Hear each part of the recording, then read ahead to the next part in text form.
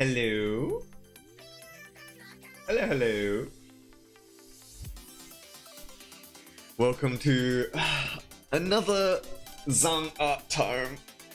Uh, sorry if I think I mentioned it before in the whole tweet thing, but I am a little sleepy because I woke up like really early.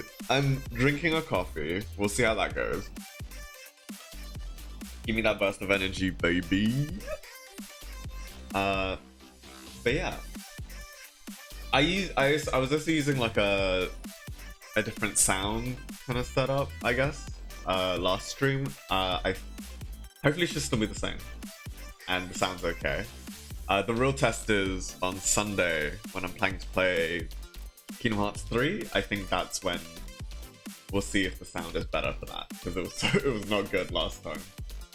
But yeah, let's get back into it, you know? I'm gonna try and finish this this picture I was making for my niece. Let's see how it goes. But yeah. How's people doing? You know? It was actually kind of cool last night, so I actually got some kind of sleep. But yeah, still pretty rough. Oh, one missing. Cause yeah, I just ended up waking up really early. And didn't really get like my usual amount of sleep. But it should be better once I have a couple more sips of this coffee.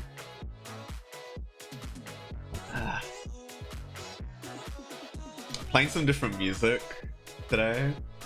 I might turn it down a little bit for myself. But yeah, the new Star Guardians music video came out that Porter Robinson did, and I'm kind of obsessed. I think we're all a little obsessed. It was really good. I'm a sucker for magical girls, so it was a little. I'm really easy to please when it comes to that kind of stuff. But yeah, no, it was really good though. Had all the tropes I liked. And the song was really nice, and I'm kind of addicted to listening to it on repeat. But since I'm still worried about music on Twitch and stuff, yeah, you know.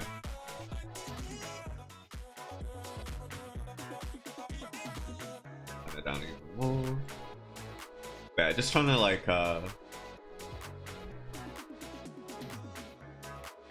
not get in trouble, I guess. Because if it was me, I would be playing that song on loop right now. Yeah. Porter Robinson was definitely like a musician artist that kind of had to grow on me. I didn't like love it when I first listened to his like songs, but after a while, there was a lot of good bangers. Like, I think Look at the Sky is probably still my favorite at the moment. But stuff like Sad Machine, and there was like a remix on his World's Remix album that I really liked as well. I think it's 1,000 Year War or something like that, I think. It was just like a little different. Yeah, they're always a vibe.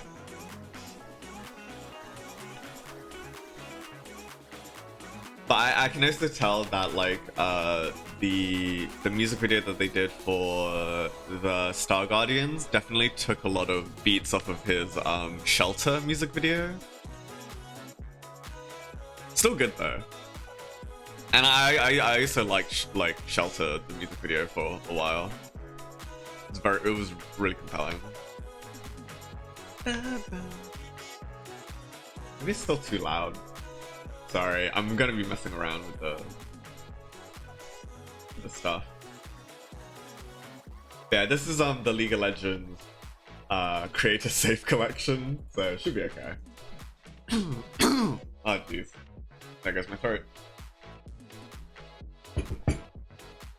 Yeah. Yeah. I was high, like, you know, I've been mentioning it, I've been saying it, especially to like friends and stuff, but the Star Guardians line skin has got me like 5% tempted to replay League of Legends. It's really bad. Like 5%. Because like I love, like, there's really only like a few champs that I like playing. I love Fiddlesticks, but I can't jungle. I can't jungle to save my life. I mean, to be fair, I can't play the game to save my life. Uh, but yeah, but I do love Fiddlesticks, and the fact that they gave him a skin, I was like, it got that itch back in me for some reason. And it's a Star Guardian skin, it's Magical Girls, like I have to think about liking it, you know? Might be too dark. And, you know, I was like, oh, should I not? I don't know. I was tempted to maybe go back in there for like a second, like, you know, just without telling anyone, that kind of deal. Let me go find something. Find something. Oh, there it is.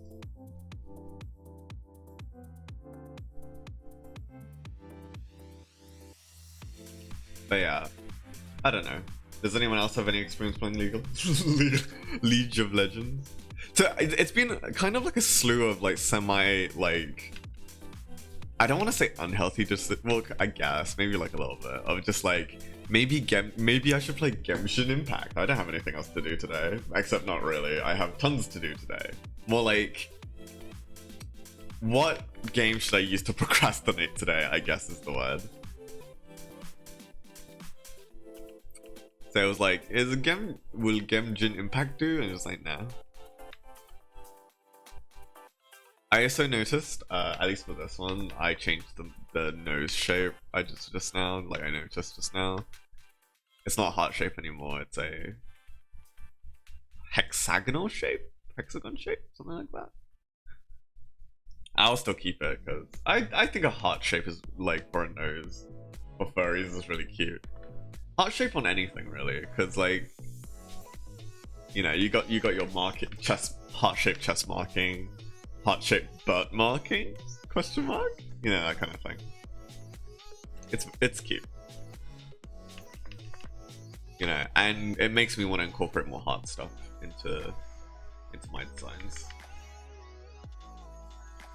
But yeah, I don't know, like, if I did go back on League, like, I think I'll probably play for like not for a lot, and then after a while just be like, I remember why I don't play League of Legends anymore. One, I'm bad at it, and two, it's just like, it feels kind of endless, you know, like the games start kind of like merging together all at once. And I used to play with like a group of friends, and it, after like a session of games, it would just feel endless, like people will get taken out of it in like a bad mood sort of feeling. I don't know if I really want to like get back into that, you know. I wish League was more fun, question mark. I don't know, I guess that's the problem for all competitive games. It's hard to kind of delineate that line. Sorry. Even with Final Fantasy, I mean, like, there's already, I mean, like, I don't remember Final Fantasy being all that, like, competitive, but at least recently, you know, since the surge of popularity and stuff, like, the question of, like, passes and stuff like that has become a lot more prevalent, at least from all the YouTube videos that keep getting recommended to me.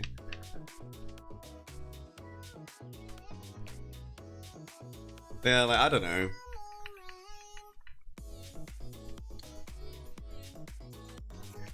All this is mood. Like, at the end of the day, I guess, like, I'm not really there for the game. Well, I am there for the game. Fiddlesticks is really, really fun to play. At least I used to love old Fiddlesticks. I love the way that, like, I mean, like, it's cheap, like, the way that you could throw his W crow out and it would just bounce between. But I like that. It felt like, you know, it was a safe poke and it did a silence, and it was like kind of neat. And even though they changed him, I still like his new design now as well. even though it will have to force me to play jungle. But like, it's interesting how they adapted all that. Like from a design standpoint, I think it's really interesting how they adapted him to be this, you know, reinforce that eldritch horror theme that he always kind of had a little bit, like the boogeyman kind of theme. Although Nocturne also had the boogeyman theme, so question mark? Question mark?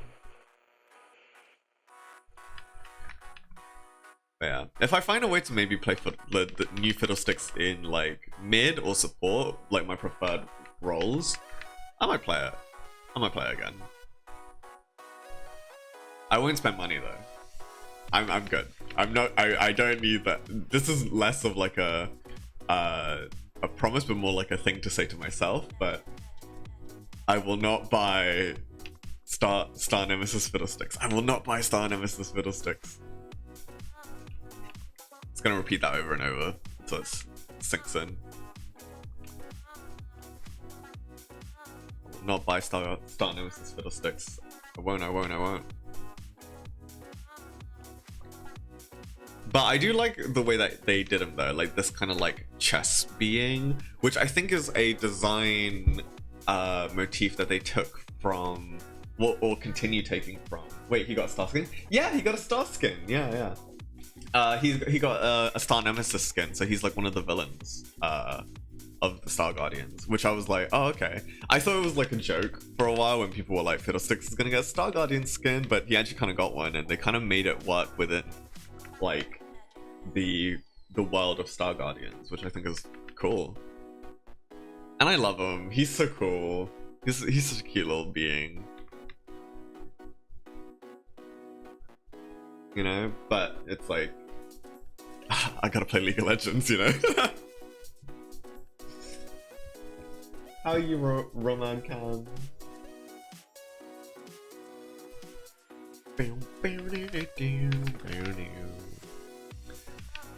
But yeah, I don't know.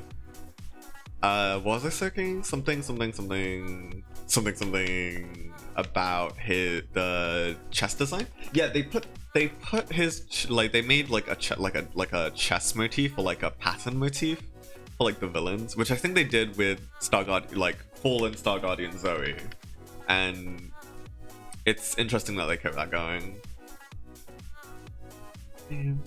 Like I'm goodish. That's good. I woke up a little like way earlier than usual, so if I'm a little drowsy, I apologize. Or on like the reverse aspect, if I'm a little hyper, it's probably because of this coffee. But yeah, do you play League? You play League, Roman Khan? Can I call you Roman? Roman? I'm so bad with names. Apologies. Yeah. Oh no, same. Yeah, it's like, you know, what's the word? If you do play League, you know, you could tell me how to play jungle. Lol. I just never fully got the role. Yeah, that's cool. I try to play sometimes. That's good. That's healthy. That's a healthy amount to put down. I definitely get that thing when it comes to League where it's just like, you lose and you're like, oh, I could play one more game. That didn't seem that long. It both simultaneously feels really long and also feels not that long either. It's so like afterwards, it's just like, that wasn't that long of a game. In the game though, you're like, this is a long game. Like, I don't know. It's hard. I should put a value thing on here. But yeah, it's a game. It's a game. Oh, that is not the right button. There we go. But yeah, I never really fully got like how to play jungle, mainly just because it's like finding like, one, you kind of have to be like somewhat aggressive, especially if you're playing as Fiddlesticks, just because he's like an ambusher type kind of character, you know, and you also have to kill stuff and time your things, but also try not to die and feed the enemy team, and it all just kind of cascades. So it's just like, yeah, it's kind of it's a rough role, and I can never really play it all that well. I like killing my little creatures and farming, you know? But invading, too scary. I'm not a very aggressive player. I'm a pokey player. And then when I do get aggressive, they end up killing me because I timed it wrong or something, or I didn't read the situation correctly.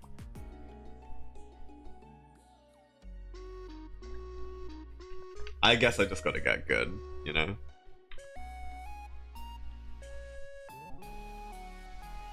Yeah, I wonder if Fiddlesticks can play any other role right now.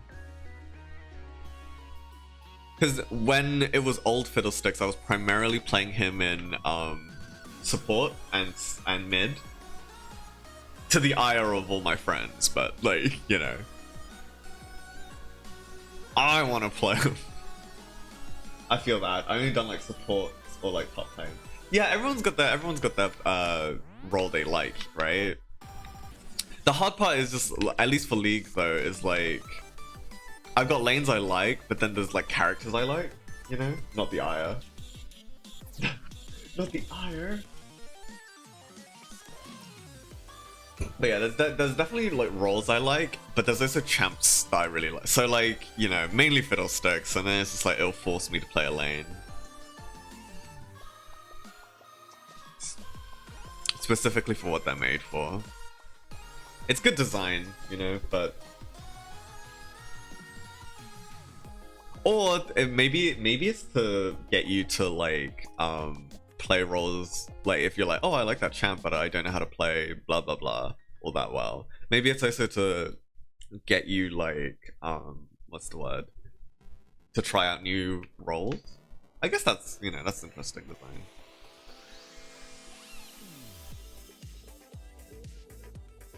Because yeah, I was like pretty adamant against top for a while, and then I played Heimerdinger, and I was like, I like it. It's alright. But mid though, mid's great because it's kind of like semi-relaxing. It's like, it's aggressive, but as long as I keep, like, my main focus is just like, don't get ganked and focus on keeping your tower alive, then you're fine. And just wait for other people to kind of like come to your rescue was my game plan whenever I was mid. But I tend to like a lot of mid champs. I like Karthus. I like Malzahar, which I know is pretty toxic. I like old Fiddlesticks when it was, you know, yeah, stuff like that. Yeah. The more I talk about League, I'm like, maybe it wouldn't be that bad to go back.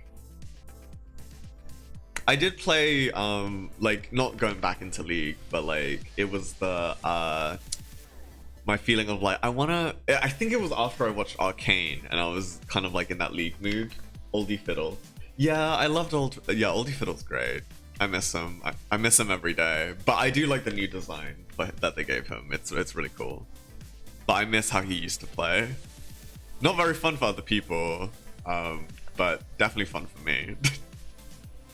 Going up against him anyway. It'll be like, he's got a W that flies like forever, and I'm like, I like that. I like that bounce and stuff.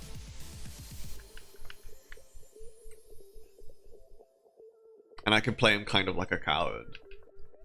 Is there a champion league right now that's kind of like for cowards? That's how I play those games.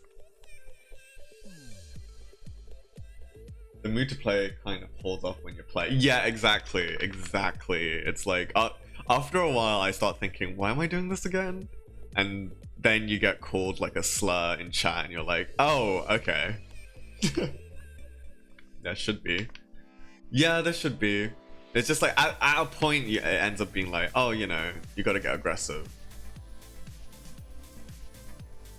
I mean, I know there's like supports, but I also don't like, you know, like love like super supports, like something like Yuumi or something. Yuumi, what a design. Game-wise, I like her as like a concept, but like, yeah. I'm only a slut when I play Ornn. Hey, I get it. Ornn's super hot.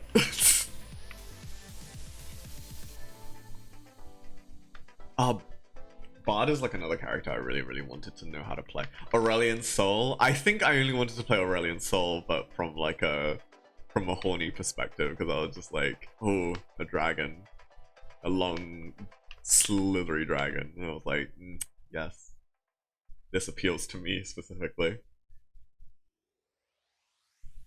But whenever like friends and stuff, they kind of like, he was the first champ I played. Oh, that's cool. The first champ I played was Galio, and oh boy, it was not good. I played it during like, it was like, what was it, like really early League days. I played it in like an internet cafe and I had no idea what I was doing. And like everyone in the internet cafe laughed at me because they were watching me play, and I was like, I don't know what I'm doing. I don't know what's the point of, like, what, like the game told me to take down towers and stuff. Isn't that what I'm supposed to be doing? And people were laughing at me because they were just like, your team's fighting in mid lane, you should go. And I was like, and I wasn't building the correct items. I wasn't choosing the right skills. It was a very embarrassing moment. But also kind of mean, you know? I was like a teen in an internet cafe. I just want to play League. But Ornn as the first champ is like, that's not bad. He has like some interesting mechanics. I like that he can like break stuff. Like, bruh, I'm new. Like, you're new? Like, you've just started playing recently? I'm an oldie. Like, even though like I can't play very well, I have played for like a lot, like quite a while.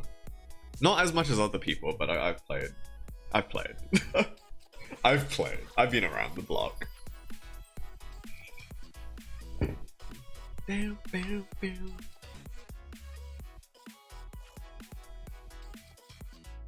You know. Yeah, oh no, I meant to your story. Oh, to my story. Like, yeah, like, bruh, I'm new. Like, yeah.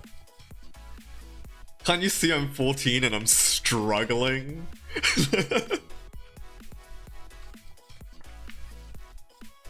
Give me a break, you know? Yeah, and then other people try to get me to play like other characters like Hecarim and stuff like that. I can never get into, like, I don't know. I need champs that are little freaks. If you know what I mean. I like my little freaks. Like Fiddlesticks, Karthus. I like Veigar. I like what's his name? Oh, Veigar also got a white mage skin that I was just like, ooh, you know, and that's one way to get me. Favorite Final Fantasy class.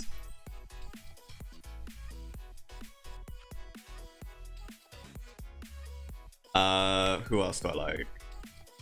I like Malzahar. I like, you know, just little freaks. Give me the freaks. Where's the freaks? At least recently, when I was like, you know, I don't necessarily play, like, you know, play League and stuff, right? But I do keep track of like any new champs they're making and stuff like that. Haven't seen a little freak in a while. I do gravitate to the weird or wacky looking champs versus the anime dudes and gals. We low on the freak meter. Yeah, exactly. Like recently, so many of the champs are like a cool, like, which is nice. You know, I like my cool anime guys and gals. But there was a period, I think, of at least last year or maybe the year before, where a lot of the champs were just like twonk guys and like hot girls, and I was just like, that's cool, but where's my freaks? Where's my Tom Kenchers? Where's my you know, like he's like where's my Yordles? Where's my what's his name? Where's my Kled? Where's my little gremlins? Where they're at? Oh, ISP, hello. Concept is dope, but the design is lacking. Yeah, a little bit, but it's also like, you know, I also get it because like it sells, you know. That's why like stuff like Lux and stuff like that, they get all those skins, right? Because like they sell and like people like them, and waifus. Hey, I'm just doing some stuff while I'll be around. That's okay. I'm just happy, you know, sticking around, hanging out. I am thankful. But yeah, need more freaks, Give me more freaks.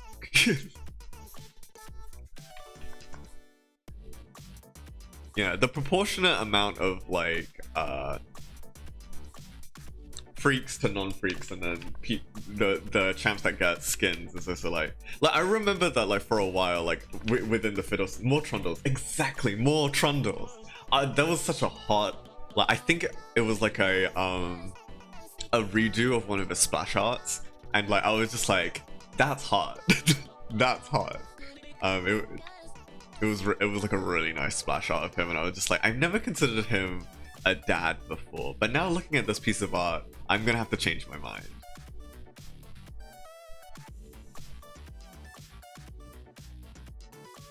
But yeah, like I know that a lot of people will just like begging in the Fiddlesticks community for him to get a skin. Every time they do one of those every year in League kind of thing, and they're just like, oh yeah, you know, I think there was like one year they were like, we didn't, I know our proportions of skins for champs that aren't very popular has been low, so we're gonna try and do that, like fix that. And it didn't really feel like it, I'm gonna be honest.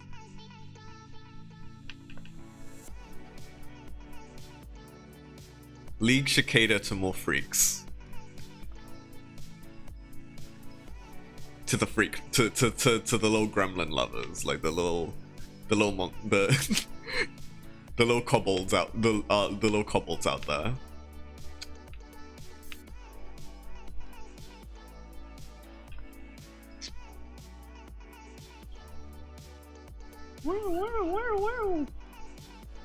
Police, we heard you were thinking about playing League of Legends. I mean, I think I like Warwick and Yorick and God's games. Yeah, I remember. I think what was it? What was the recent Warwick skin that was like kind of hot? Oh, to be fair, Wild Rift got a couple of skins that I think I saw on Twitter for like a little bit. It was the Nasus like Galaxy. There's like a Galaxy skin or something. I think he was in like a suit. I don't remember, but it was kind of hot. Wild Rift specific skin, like I know like the redeemed Zaya and redeemed Rakan skins were Wild Rift exclusive. It's kind of wild, there's like multiple versions of League now, so it's kind of really rough to keep track of what content is in what. But the skin names got changed because some dumb reason. Oh, okay. I wonder what it could be.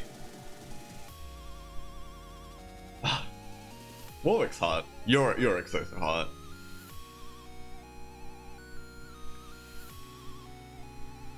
This here. Kind of into that. This is pretty good. I'm patting myself in the back. This is pretty good. Bam, bam, bam, bam. This music's pretty banging. Okay, I guess shading time? Question mark.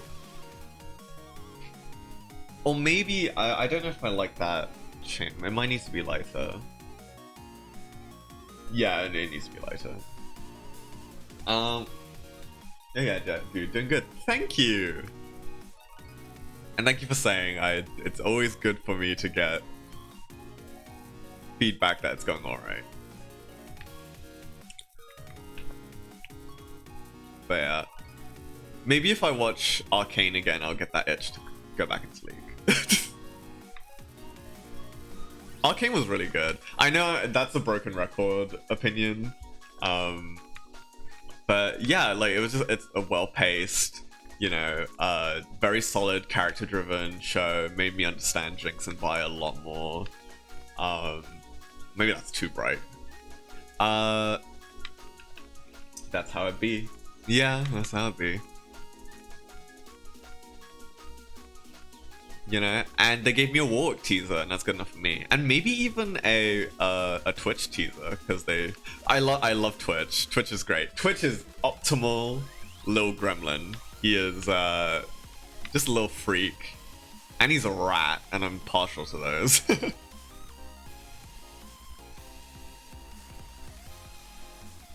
The very rare times I play AD though. If I have to play AD, I play Twitch.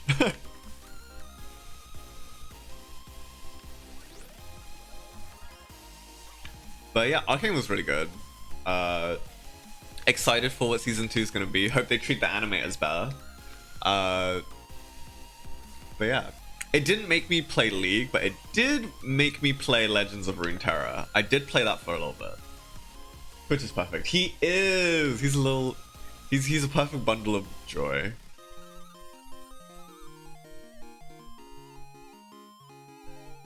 All his skins are really great. I really want his there was a couple of skins I wanted before I left the game. That for Twitch, which was like one of the world champion ones where he has like a little, where his canister's replaced with like an energy drink can. That one's really cute. But the cutest one has to be the one where he's like a D&D adventurer. As a fantasy D&D fan myself, I gotta have it, you know?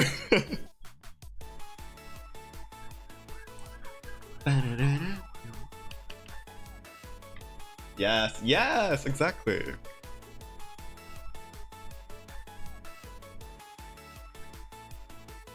And all of his voice lines are cute. I think I was like repeated a lot of his voice lines back in the day. Love them TTRPGs. Yeah, I don't play enough. Like I keep like planning D&D and also just like, and also wanting to try out like other systems I've got.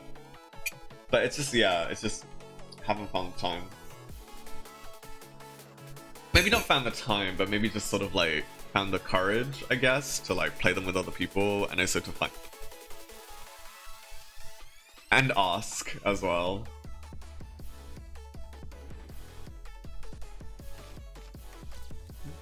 I have like folders on folders of just like dropped TTRPG ideas. I also had one for like a League Isekai TTRPG. That one's like way down in one of the folders somewhere.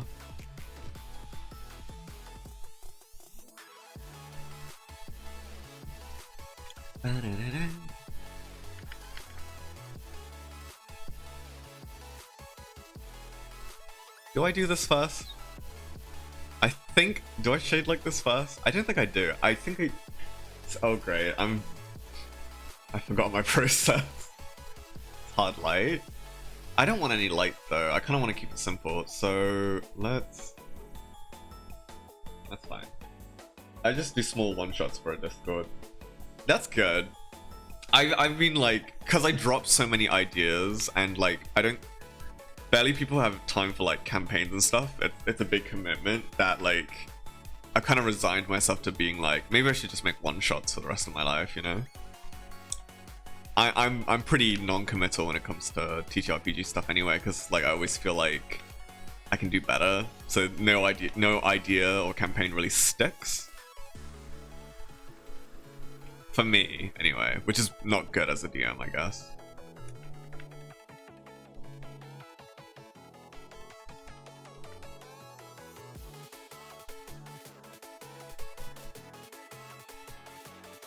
Kinda doing self-shading for this, which isn't hot.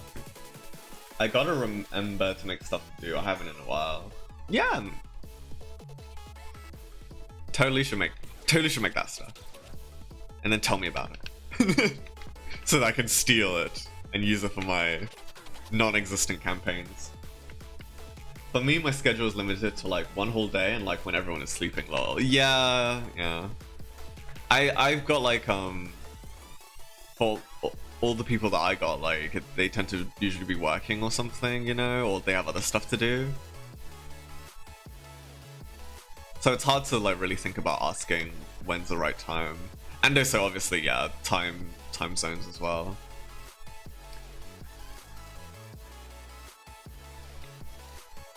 It's hard. It do be hard. Why is it so...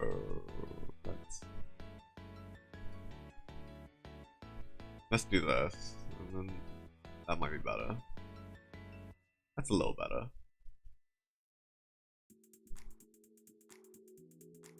Let's try that. How's that? Maybe if I do a hard light instead, then...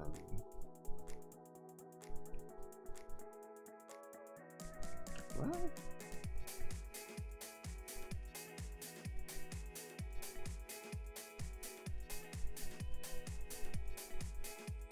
that's not dark enough.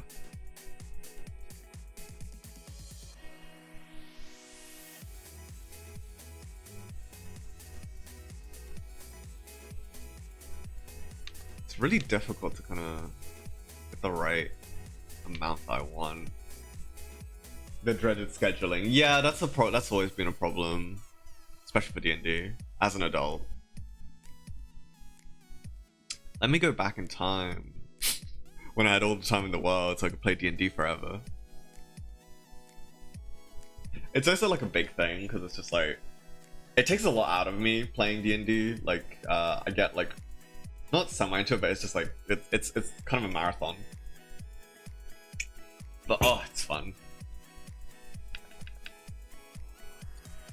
Also, I do have a problem of like collecting systems. I have so many RPG systems saved onto my computer. It's really bad. I have a problem. Just like tons and tons of PDFs of homebrews and playtesting systems and stuff. There's one I've been really meaning to play, but yep, haven't found the time. Haven't found the time to prep, haven't found the time to look for players or anything. It's rough. That's a mood, yeah. Because yeah, like it's just like D&D is always like, not D&D, just TTRPGs in general. It's like people always say like, yeah, I would love to play, and then the time never arrives, and it's mostly my own fault for not really planning it correctly. The biggest mood, yep. Let's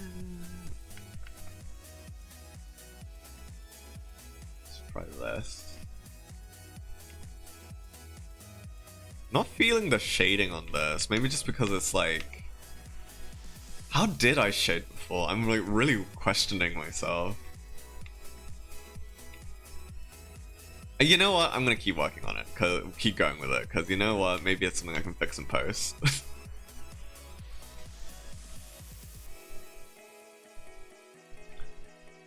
But yeah, what's speaking of D&D, I guess, what's everyone's favorite class in D&D?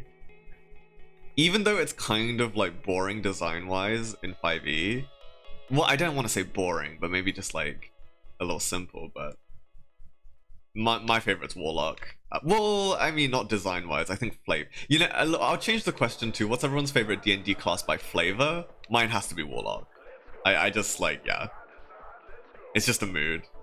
I like my little freaks, I guess. I can't even try to figure out class pick at school, so I'm all over. What are you doing for school? Oh, me, I'd say Barbarian. That's good. I like Barbarian. I also like Barbarians. Ooh! Fathers. Anyone that can destroy me.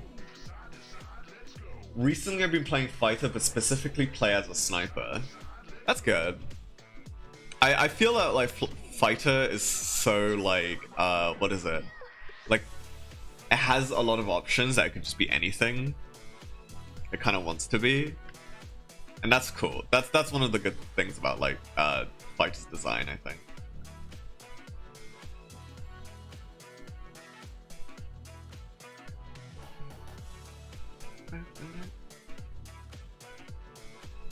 Recently want to go over in computers or IT. That's cool. As I know my sister's been gone into. I don't know too much about it, but computer good. We use computer nice. My last character was an arcane archer sniper. Yeah, see, like big on the options there when it comes to fire, which is nice. That sounds like a cool character though. Snipe people with spells. Yeah, that's cool.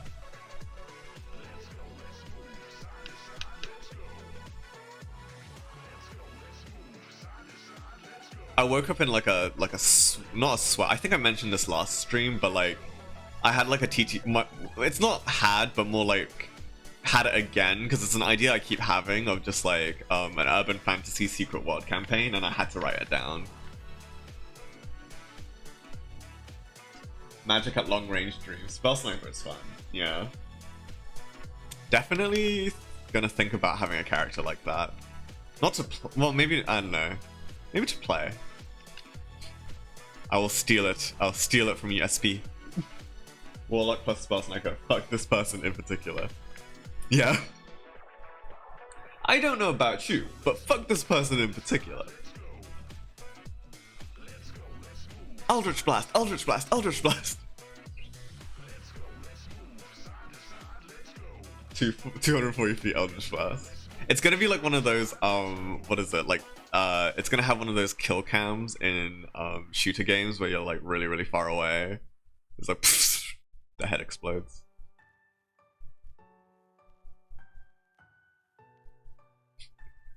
Nothing personnel, kid. Oh, that sounds so cool. Love fantasy and urban times. Yeah, it's like it's one of the genres I really I love urban fantasy. So like anything that's like Buffy the Vampire Slayer or like Supernatural, even though then like it's not great, but like, you know, stuff like that, like monster hunting, troll hunter stuff. Yeah, troll hunters. You know. See, not to harp on a old horse, but Secret World, mwah, so good. My favorite thing about Arcane Archer is that fact I can turn a miss into a potential hit. That's cool. Is that like one of its features?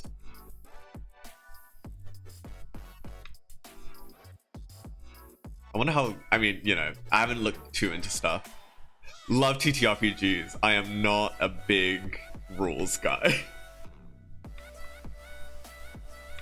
Like, I don't hate rules, but I'm just like, you know, my brain is small and I am dumb. I'm a dummy, I'm a little dummy boy.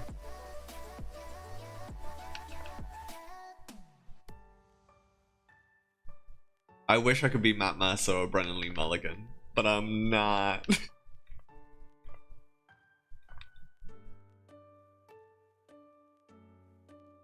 Basically, if you miss your intended target, you can reroll to hit someone else if the new target has been touched. That's cool, that's neat. Is there a limit? Like, you have to do a short, like a long rest to have it reset? It, like, how many charges can you, or just like any?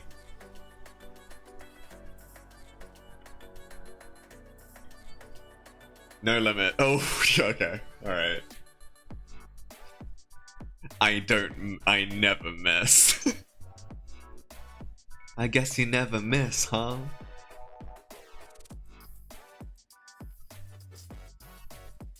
Yeah, not really love. Maybe it's the fact that it's like, yeah, let's lower the opacity for the lines, and then I can. Fair. I'd be scared looking at Pathfinder or Starfinder stuff. The walls of text, but it's got new stuff to mess with. Yeah, like I love the concept of like a lot of stuff in a TTRPG, you know, but like actually thinking about it gives me a bit of a headache. But I heard Pathfinder 2E is actually like not that bad, about as complex as 5E, maybe a little more. But I like that you can, there's like a few design stuff in it, like multiple actions and stuff that makes setting up things a little bit more interesting. I have some of the Pathfinder PDFs. Yeah, so do I. Never to be used. I know this is probably just me, but like I am curious though, but like have people read the, it's an RPG done by the webcomic author who did Kill 6 Billion Demons, but also they did Lancer, the mech RPG. They did a play, they recently, like not recently, but like I think like a year ago they released a playtest for a new fantasy RPG they've been working on called Icon. And oh, I've been so like jazzed for it. I keep rereading it because it's so cool. It's basically like Final Fantasy Tactics as a TTRPG. It's really interesting. It takes all of the stuff that D&D 4E, like the interesting stuff about D&D 4E, and streamlines it. And it's like, oh, it's so good. Because like I know people have a bad taste of D&D 4E, but like the idea of like cool grid-based combat is neat. Because even in 5e I find combat a little bit tedious, you know? And I know that like the more stuff you add in, it'll probably still be tedious, you know? But like maybe making interesting effects and having your players think about comboing effects together might make it interesting, but not as tedious as 40, you know? I attempted to try it when it's fully released. Yeah, it's still in playtest, so there's still a couple of like funky stuff with it. But like I've been really wanting to play it. I've heard it's pretty good.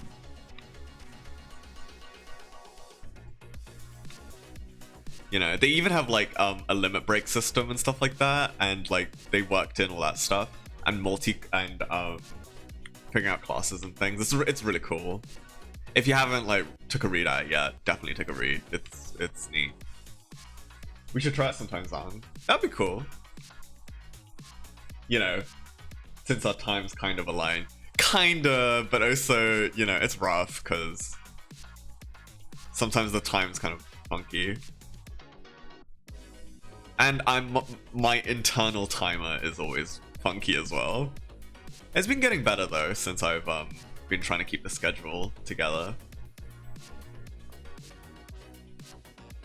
But yeah, but it's cool. I've been trying to get my group of friends to kind of try and play it, but it's another one of those things where it's like, it's also a new RPG system. This is the thing about base 5e. Really easy to get a hold of, but not much to it by itself. Yeah, like after a while, it just sort of like blends together, you know?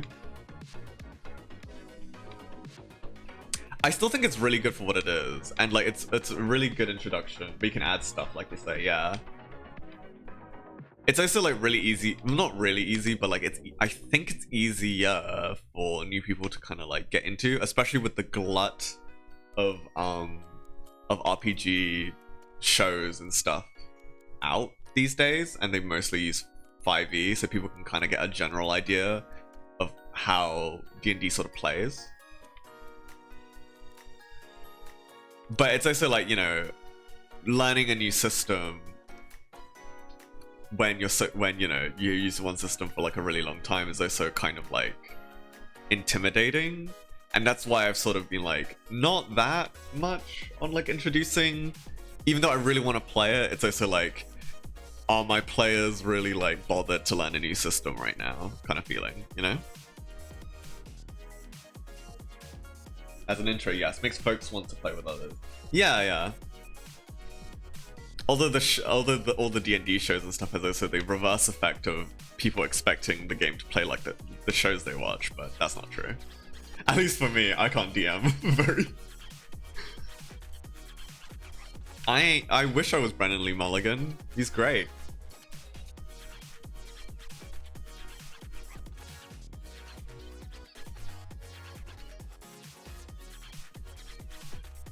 I'm not really feeling the shading on this, but I'm gonna keep going. You know, we keep it. We're gonna keep it rolling. But yeah, there's I'm trying to think of more like icon stuff. Oh, and also maybe just RPG systems in general. I've also been like meaning to like, because it takes like a while for me to prep because I'm a fucking insane person, and also because I'm indecisive and stupid, but I also just kind of want to play RPGs. I've also been looking into like more simpler systems, but it never really works out because it never has enough stuff to it that makes me go, will my players be interested in this kind of feeling, you know? I feel I'm lucky to have folks who cool with how I do it. Yeah, that's important. Finding the right players that are cool with like your DMing style and stuff is good. I have a couple of nightmare stories when it comes to like DMing for people that have different expectations, which has taught me to like try and manage expectations better when it comes to like D&D. Oh, so insane. Oh, so insane, yeah.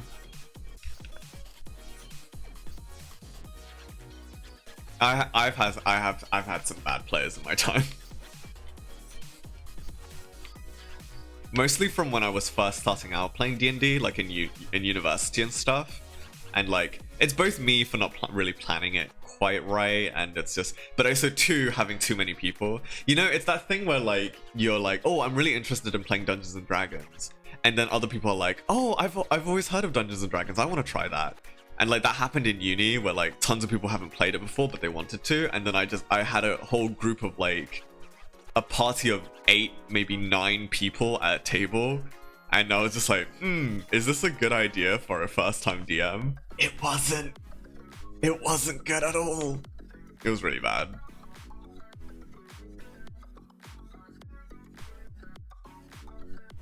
Just tons of people doing like different things all at once.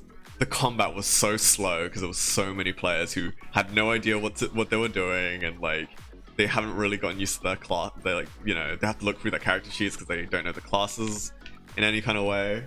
It wasn't good. Oh, homie, sorry. Nah, it was my own fault for taking on too many people, and also for like, just not pacing. I just didn't know. But like stuff like that is a learning experience, you know? Like now I know, and I'm a slightly better DM for it.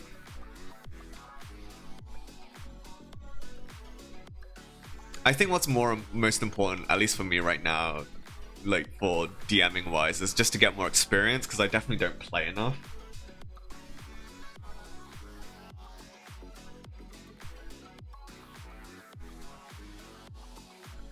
But yeah, I had this like the most fun in like my early games, like when I was first starting out in uni, was like, I think the one that taught me to like hang loose, you know, and just kind of like it's about having fun kind of thing, was a game I played after I got really drunk, and that was fun. Like we had a whole party. They like, you know, I let the players like name their party and just kind of like do random stuff, but also like improv with them, and I was a little bit more confident because I was drunk.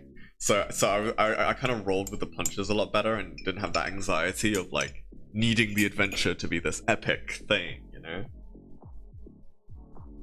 They called their party Smash Mouth and stuff. I had this whole thing where it was like they had to go to like a wizard's tower that had like a time travel thing to it.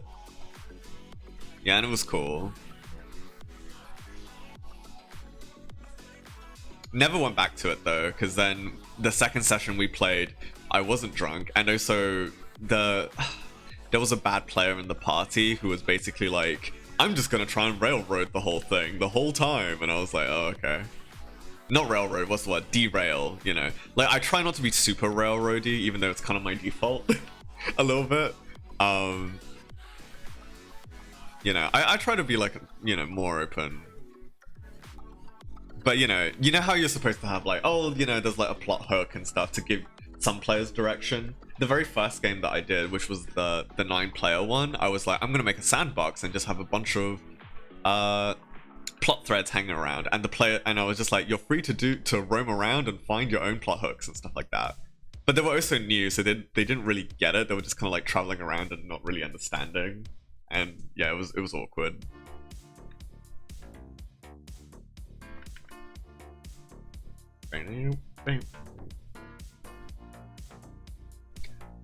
Railroading is all about, not railroading, but like, what's the word? I guess kind of railroading is about hiding railroads better, hiding the tracks better. That's what it is.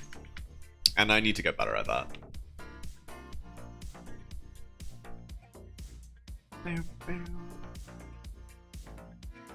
All this RPG talk has really made me like want to go read that Icon book again and just be like, I will prepare something. I will. I will probably do that. Or maybe I should just actually stick with that like urban fantasy thing I written out.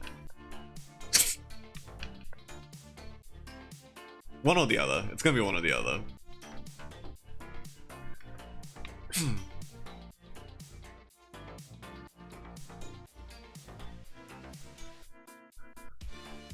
This is kind of I don't know. Maybe it's the shadows. We'll keep going. That's all about. The other stuff that I've done on stream, I've never really felt, but I kept going, and eventually I felt something along the lines of pride. So maybe it'll happen for this one as well.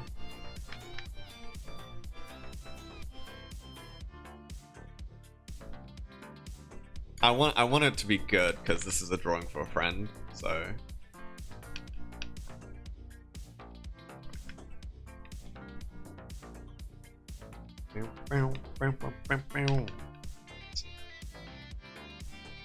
But yeah, D&D. What's another thing I've always been interested in? Oh, has anyone looked up any like TTRPGs from Japan? I have quite a few. You know, Japan TTRPGs are like really interesting design-wise. Just because it's just like a whole different kind of like mindset. They have a lot more like because like a lot of that TTRPG scene. Unfortunately, I haven't. Oh, you should look some up. They're really interesting. I'd say keep at it. I'm no artist though. Yeah, it's a long game for art. But definitely look up some Japanese TTRPGs if you haven't. Some of them are a lot more like tabletop gamey than RPGs. But they have like a whole different mindset of like each session should be treated kind of like an episode, and you have like, you know, elements and scenes that you aim to hit off instead of kind of like a free-form kind of thing. You know, the scenes themselves are free-form, but it's like, you know, a basic idea of how the structure is gonna be. Mainly because it's based off of like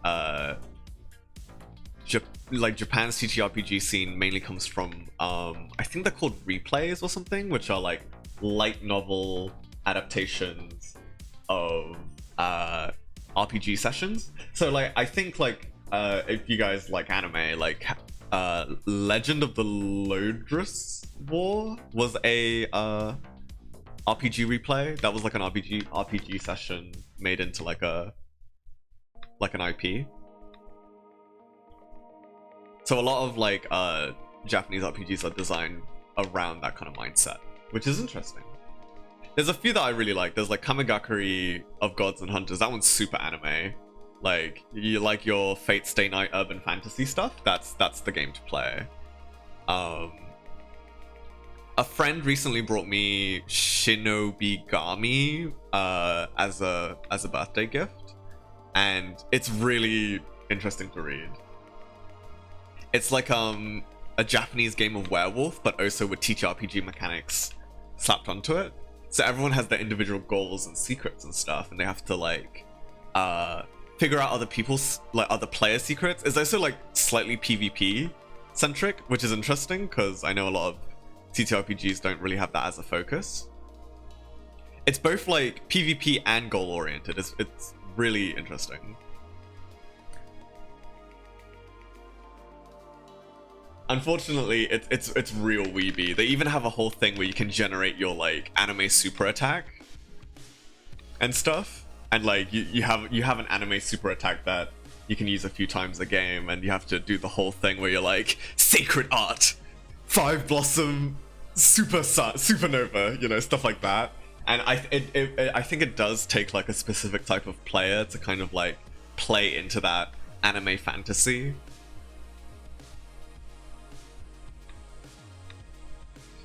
God art, 7 blossom fang.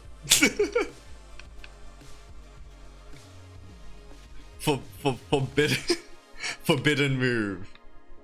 Son of Apollo. I had a really funny idea for it though, where like I was gonna have Strahd turn up, and he was gonna have a super move, and he was gonna be like super flamboyant. It was just like feel the everlasting pain of Barovia, Curse of Strahd, and Curse of Strahd was gonna be the move name. It was like super campy, super silly. I love stuff like that.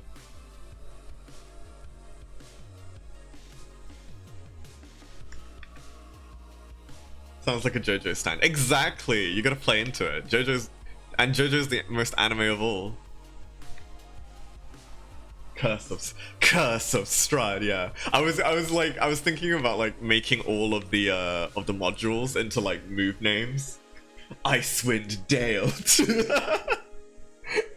You know, just stupid stuff like that, but it's funny. Curse of Strahd. Zastrado.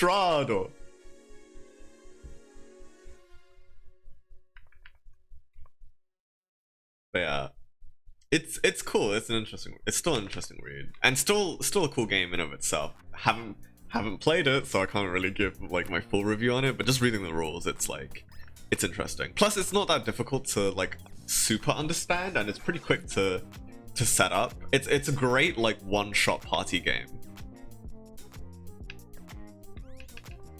So if you guys have like stuck on like, what am I gonna do? I don't have anything planned for a one-shot. That's a game to look into.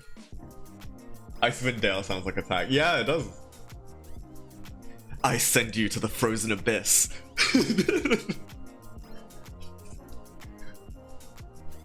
I summoned the north wind of I summoned the north wind of Faerun. Icewind Dale! Bam, bam, bam, bam. You know, that kind of thing. It's revealed. Not that it's a secret or anything, but I'm a super weeb.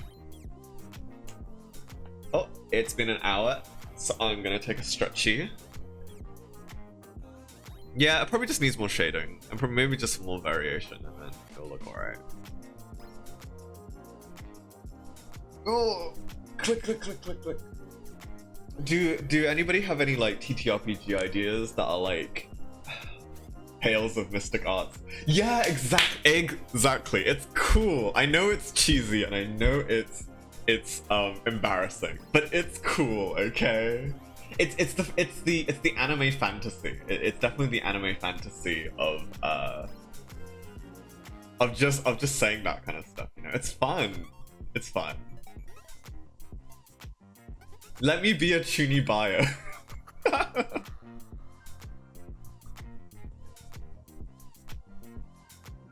But yeah, what is it? What was I gonna say? I was gonna be like, does anybody have any like ideas for TTRPGs, like a game or like a campaign, but haven't.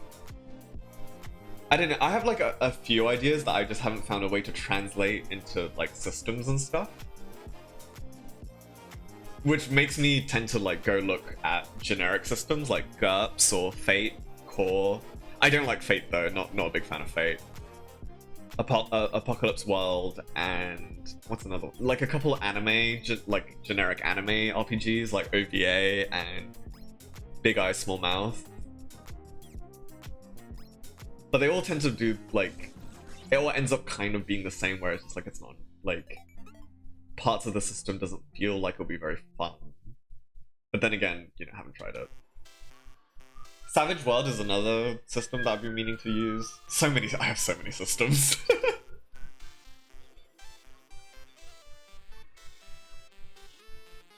Too many systems. City of Mist is also another one that I've been like really wanting to use.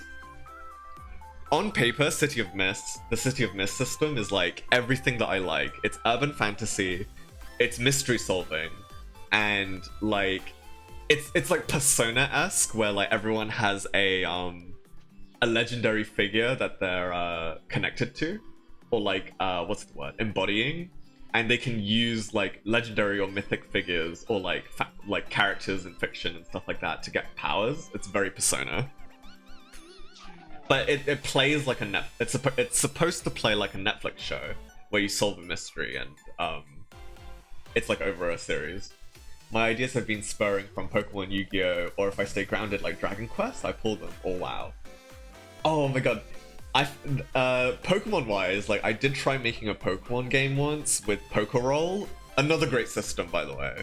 If you're looking to play a Pokemon game but you don't want the crunchiness of Pokemon Tabletop United or Pokemon Tabletop Adventures, play Pokeroll. Pokeroll's really good.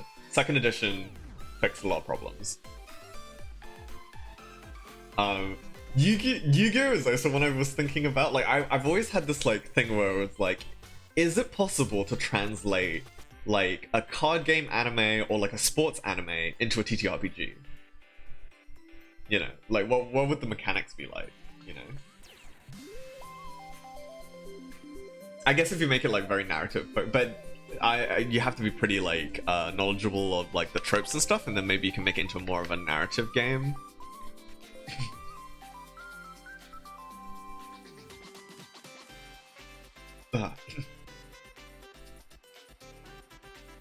I don't know, I would love an idea where you kind of like maybe like build a deck of abilities, but you don't draw them. Maybe you draw them and you have to figure out how to use them at the right time. Then it's kind of Savage Worldy, only because of the initiative system, but now I'm thinking too hard into it. I try with 5e to just add stuff, how it might work into games. Yeah, like the one I was thinking about, you know, the urban fantasy, secret world, monster hunting, supernatural one, that I had a fever dream of the other night. I was thinking about adding gumshoe mechanics to it. The gumshoe system is like really interesting for playing mystery games, but the system itself isn't very like, doesn't have much in the way of combat stuff. And I do still kind of want combat with it because it's still kind of like a thing. Like I still want them to feel like powerful, mystical anime characters, you know? So I was just thinking about maybe like putting stuff like that in. But yeah, it's 5e is like simple enough to kind of like hack your way into, which I think is interesting. Which makes it like a good fit for like a lot of games. I have so many homebrews of 5, which shows how well it's like it can be adapted. Although not everything can be adapted to 5e. You know, some ideas are like putting a square shape in a circular hole kind of deal, but you can still do it, which is, you know, and sometimes, you know, you don't really have much of a choice because without having to go on to making a whole system yourself, you know?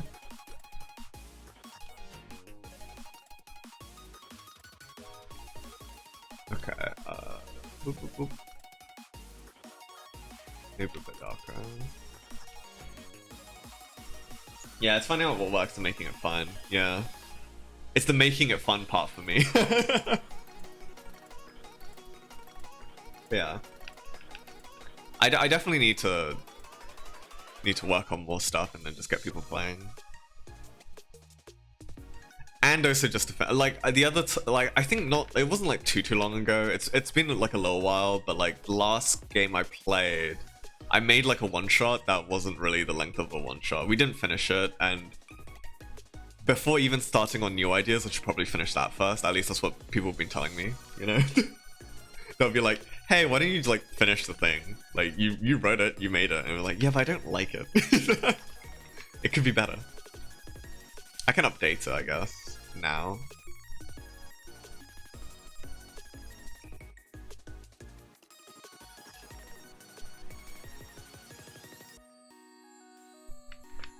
But yeah, I was reading like a manga that was about, well, it wasn't specifically about, but it was like close enough to Magic the Gathering that but it was different than other card game like mangas, because it actually like talked about and explored like actual deck making and deck types. So like the main character used a, like they call it a permission deck, but it's pretty much a control deck, where they kind of play like specifically counters against like mainstream decks and by controlling with control cards and stuff like that. And I was really thinking about like, oh, you know, how would that work in a TTRPG sense? That's really cool. You know. But I've fallen into the trap. Not everything needs to be a TTRPG game. But it would be interesting to see how that could maybe possibly be adapted.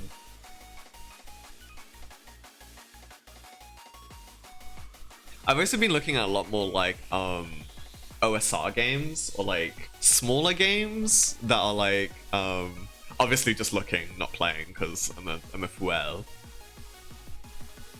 But yeah, there's a lot of like really small mini games that are really interesting. Starship was one that I found not too long ago that's supposed to emulate like space horror.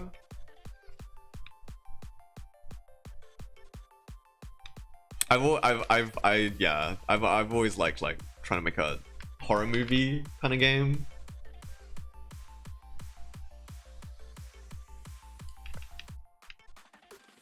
And I know that like Alien also recently got one using the Tales of the Loop system. Another system I was looking into. So many systems, too many systems. Too many things to play.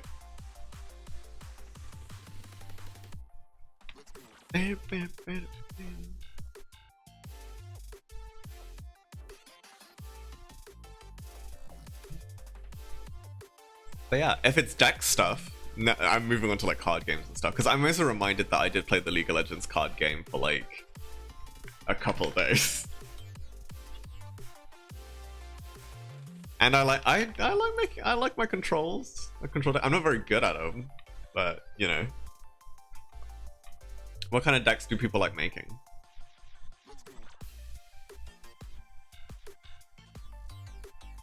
In Yu-Gi-Oh! I played Lockdown Morphtronics and Frogs. Frogs are so cool. I love, at least for Yu-Gi-Oh! Like once again, it continues with the theme of like I'm a little freak. I like my freaks. Where like for Yu-Gi-Oh! I like freaks. I like freaks with interesting effects, and they play it together. I haven't played Yu-Gi-Oh! In ages. I would recommend against playing meta Yu-Gi-Oh! Right now. Oh yeah, no. It's time to duel. And I win. What do you mean? You know, I'm just using your Xseeds and stuff. It's fucking... It got hit with the feature creep hard. I never made enough decks. Never made any deck. Not even like a just a random card deck.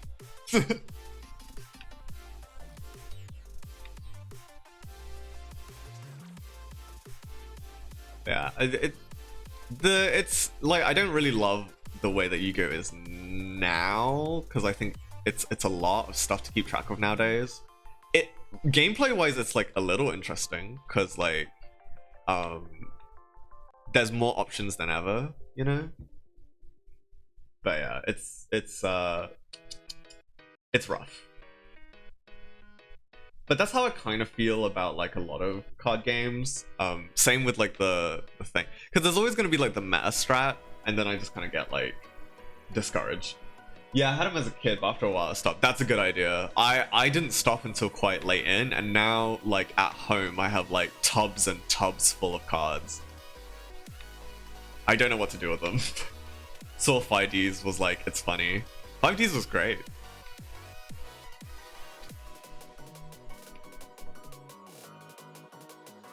"5D said anti-capitalism, and I agreed. But I say like I like synchros. Like I know like it's like kind of weird now, but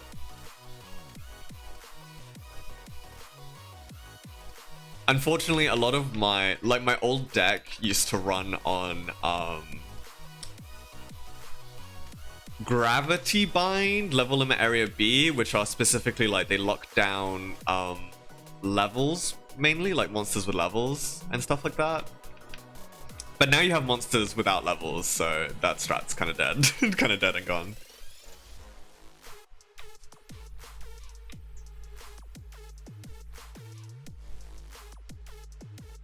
I can change the question. Maybe instead of Yu-Gi-Oh, like what kind of colors in Magic the Gathering do you guys play? Or do you like? Maybe not from like maybe instead also not from a gameplay perspective, but maybe from just like a what's the word? Like ethics? No, that's not the word. Belief? Relatableness? And it can be a combination of colors, you know, mainly just because the base colors are so like this specific thing that's like, you know. I like that in Magic, like even though each color represents like a different like belief or like importance or something, you can actually mixing colors together makes whole different interpretations, and that's really, really cool. From like trying to fulfill like, because like when it comes to like card games and stuff, I'm the kind of person that's like, I want to fulfill kind of like a fantasy. Green was cool when I had some cards. Yeah, green is cool.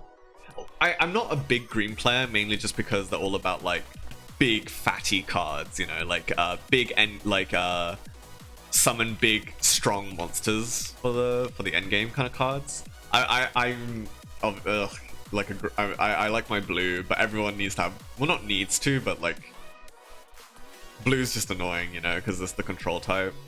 But I also like white. Like I think one of my favorite combinations is probably blue and black, for its kind of like, it's like sneaky and conniving kind of thing.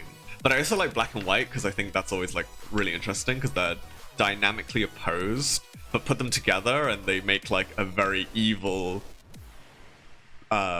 bureaucratic, like one that abuses bureaucracy type kind of card.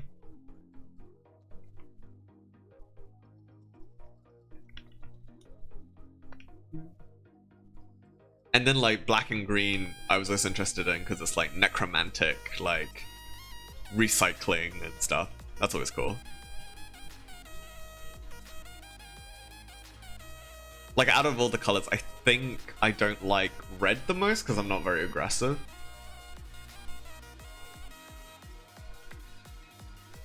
What were the colors? It was black, white, blue, red, and green. I think those are all the colors.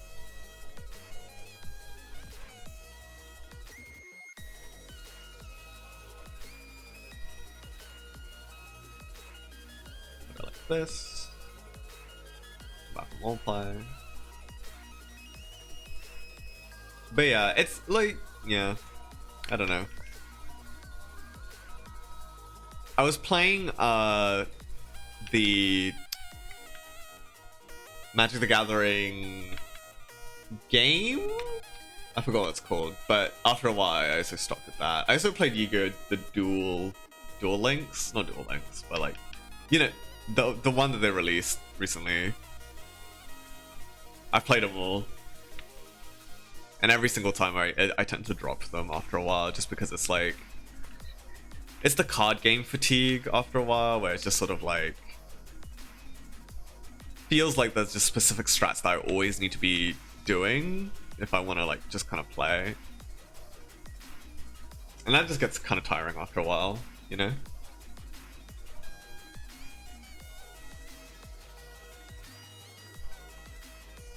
Like I can, like, after a while, like the expression of the card game kind of stops being fun. But I always go back because it's the fantasy, I guess, you know? It's all the years of watching Yu-Gi-Oh! Yu-Gi-Oh! Made it look cool. I wanna draw my card and go flip heart of the cards, you know? Like, it's my Chuni Bio thing.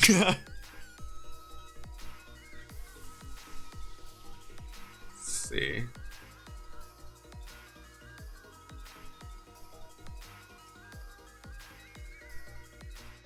Yeah, this has been kind of like a tabletop game kind of heavy stream so far. Like a lot of talk about tabletop games, despite the fact that I haven't really played all that many. And speaking of like actual real tabletop games, I haven't really played all that much. I played what is it called?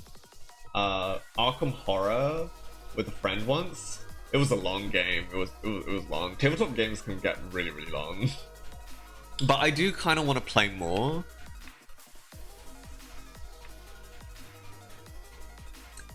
I just don't really know tabletop games as much as I do RPG systems and stuff.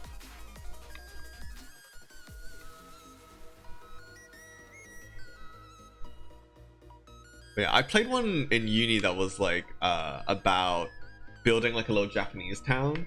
That it was like the art was super cute, but it was like somewhat competitive because you had to build a better town than the other players. But like it's like a Sims game where I was playing it like a Sims game where I was just like, I just want to build a town that I like. So I brought like a shit ton of bakeries and like flower shops and stuff, and it was just like, you don't need those. Like those won't give you the tiles you need or whatever. And I was just like, but I want flower shops and bakeries. Like, I just want it to be cute. That's me when it comes to playing. I'm just like, the fantasy.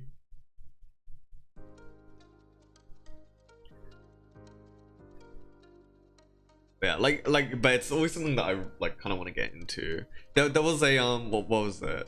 I haven't played it recently, and I don't think it's been updated in quite a while. But there was Armello, which was that furry tabletop game, digital tabletop game, on off of Steam and stuff. That was really cool. Like, I love the concept of it, but it's a little weighty. It's a little swingy. You can get real fucked over real quick in that game.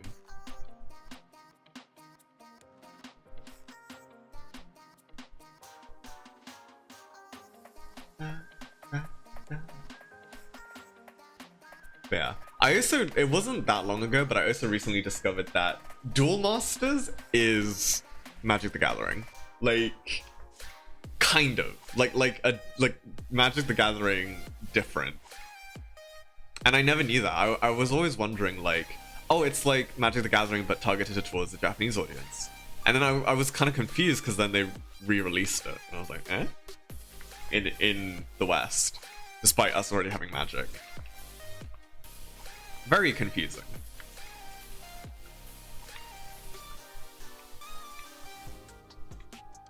I think when it comes to like newer, I think the last card game I got into before I was just like, I'm running out of space in my ice cream boxes to hold any more cards, was Cardfight Vanguard, which was fun for a bit. But I also heard that game has been plagued with a bunch of feature creep problems, and the game has been like reset multiple times.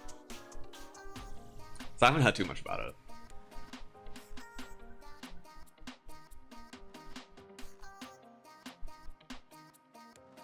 Maybe it's too dark. I don't know. Da, da, da, da.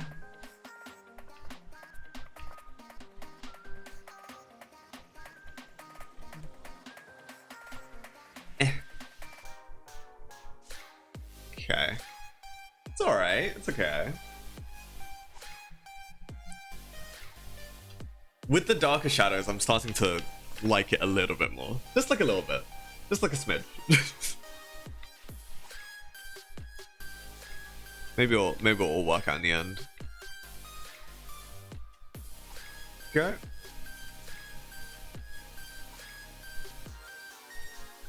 But yeah, I'm trying to think of like other stuff involving tabletop games and stuff like that. Anyone good at Monopoly? I used to not know Monopoly rules whatsoever. And then actually reading the rules, it made a whole lot more sense. And I was like, I think I played with a bunch of people, you know, who I thought would, like, you think that people would know Monopoly rules, you know, like, in general, but it turns out not really. Everyone seems to, like, from a young age, homebrew their own version of Monopoly in their minds.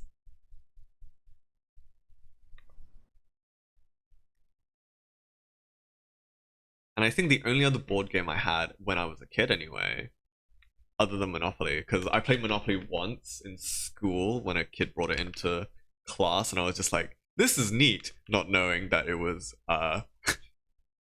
supposed to tell you that capitalism's bad. But I was like, what happened to the music? Question mark. Oh wait, no, it's still going. That's why. Was chess, but I also don't know how to play chess. Chess is for smart people, and I'm a dummy, so... But, you know, the idea of chess. Like the Chuni bio I am, the idea of chess is interesting. I used to be like, I don't like chess, but I like checkers. But even with checkers, I don't know the rules for checkers. Like, I think I just conflated both rules and mixed them together into my own version of checkers / chess when I was younger. It's not good. Beep, beep.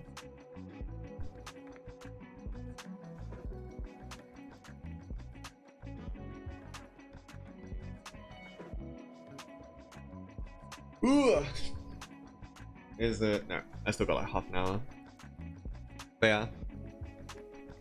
Chess is interesting though. Another game that I like I'm moving away from tabletop stuff. Well, not moving away. I'm just like thinking about more tabletop stuff.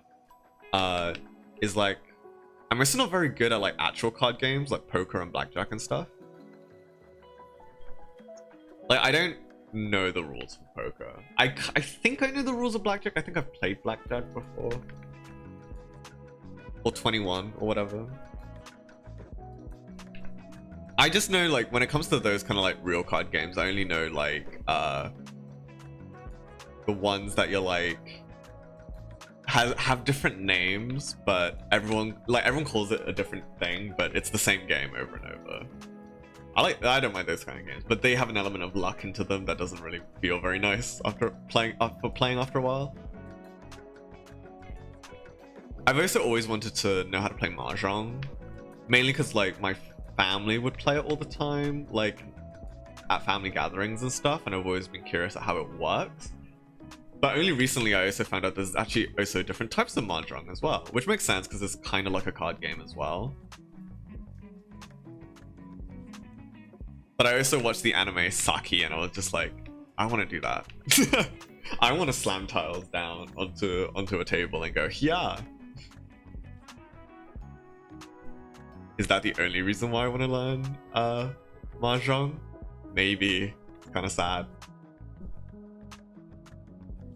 But yeah, but I remember looking up rules because hilariously enough, like a friend wanted to play Mahjong in Final Fantasy 14 because you can for some reason. Very funny addition to the Golden Saucer.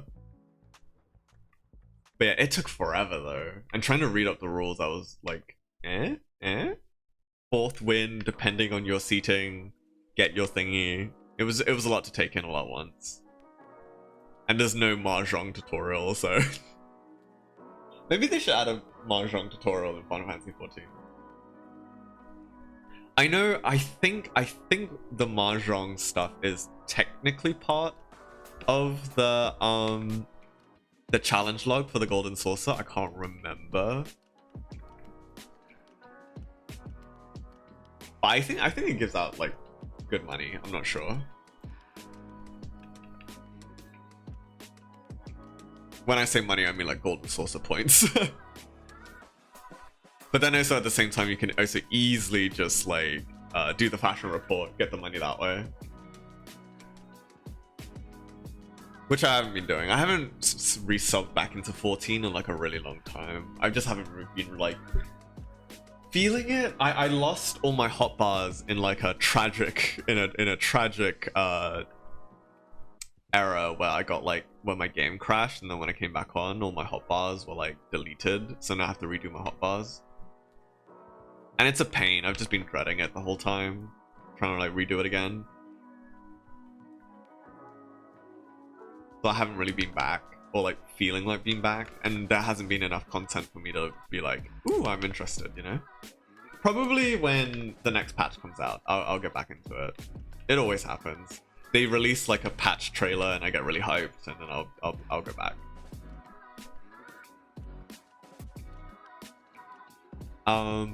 But yeah, I need to do fashion report stuff and all that jazz because like I haven't got the near pod mount yet, which everyone else has got because they've been saving their MGP because they actually do the fashion report because they remember the fashion report.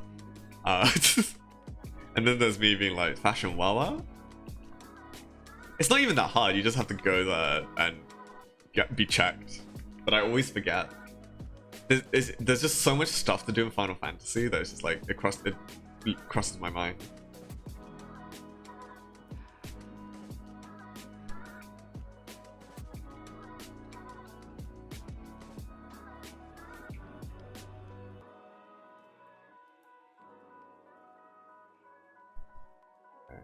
I'm kind of feeling this a little more. Oh, it's a classic Zhang transition of, I don't know if I like this too. I think it's alright now. I'm impatient. I just need to wait a little bit. Or like work on it a little bit, I mean. But I want it to look good straight away. anything that needs to be worked on needs to have effort and thought put into it. No! I want it to be good right now!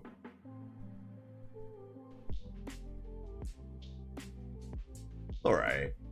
Let's see. Maybe if I like turn down it even more.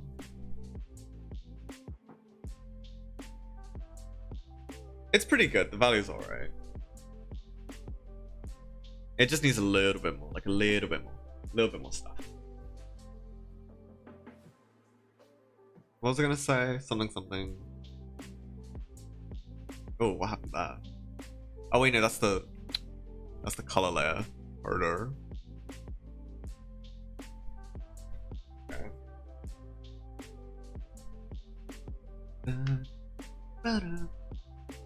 Go normal again.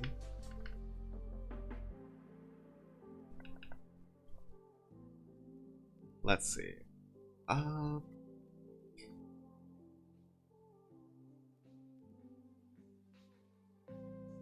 Maybe make this a little thicker, so then it's like the coat's a little thicker.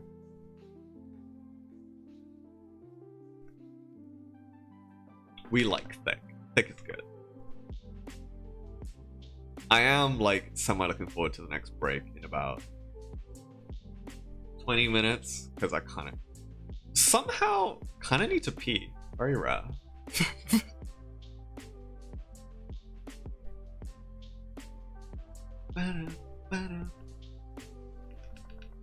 But yeah.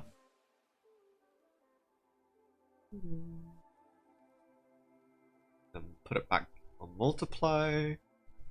That's alright. The top part's a little strange now as well, but maybe if I actually add more shadows. Oopsie doops. Didn't mean to do that. But yeah. More stuff. I'm trying to think of more stuff involving tabletop and stuff.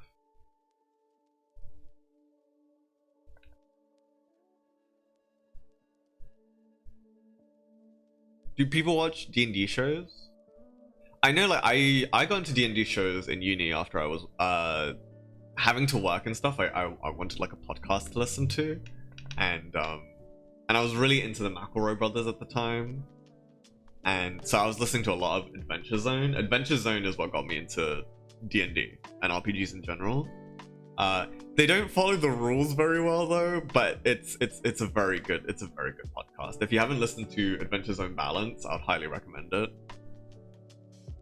Made me cry, which is rare for media. I do tear up sometimes at things, not a lot, but sometimes. But yeah, and then that opened the floodgates to me, like kind of like looking into stuff like Critical Role, and most recently, I think Dimension 20 is probably my favorite at the moment. My favorite D&D show, just because like it's the perfect amount of they play it well. You know, not all the time. Sometimes they forget stuff, but you know that's part of the course for D&D, right? And the characters and stories are usually like kind of compelling and interesting, and Brennan Lee Mulligan as DM is just amazing. He's such a good DM.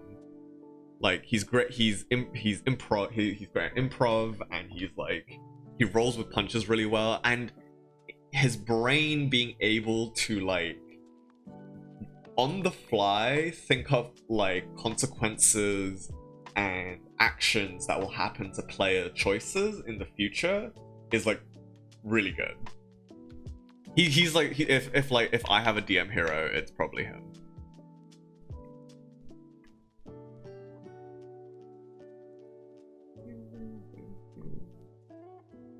But yeah, I didn't really get like super into Critical Role, but I do love a lot of Critical Role characters that they make.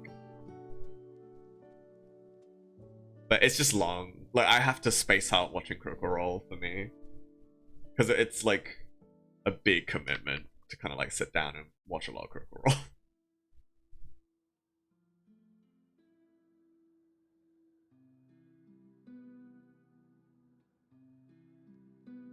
Ooh, can I hold it in? Can I hold it in for 15 minutes? Or do I pee now? Piss yourself.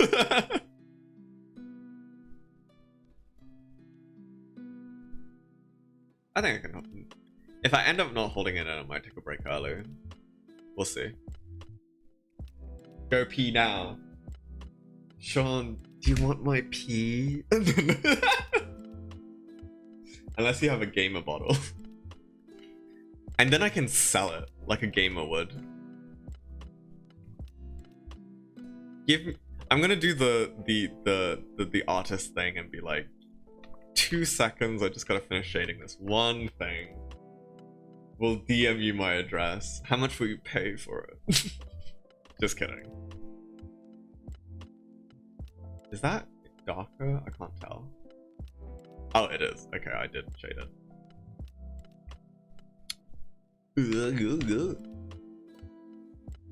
Okay, I just have to do this for this section.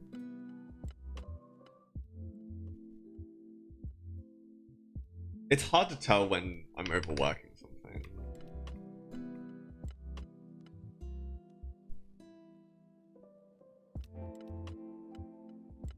There was a really good quote on like, here's how you know when you've overworked a piece. But guess what? I can't remember it right now. So not very helpful for me. I wish I could remember it. Then I know if I'm doing badly or not.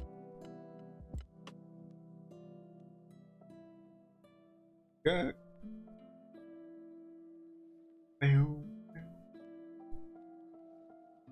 I think that the shadow shapes are interesting enough to kind of like, it's like somewhat cohesive, I think.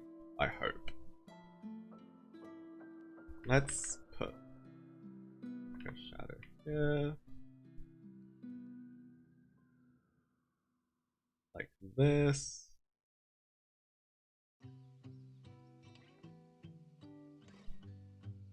Yeah. What? What do you what do you mean what? Me peeing? As much as I like to show that I am a little cat man and a gremlin, I am human. And humans need to pee. I wish I wasn't human. Like, I think the dream is to be an eldritch abomination. They get to sleep all the time. For the most part, the one that's mostly sleeping anyway.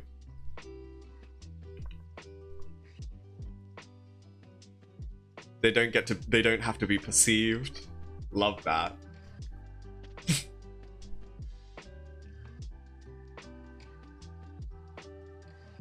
And you know, the recent fascinations with like biblically accurate angels and stuff, I absolutely get it, you know. Who doesn't want to look like that? You look cool as hell.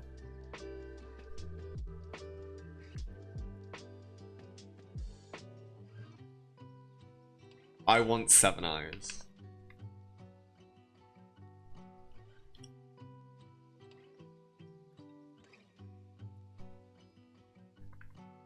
These strands probably need a little bit more stuff.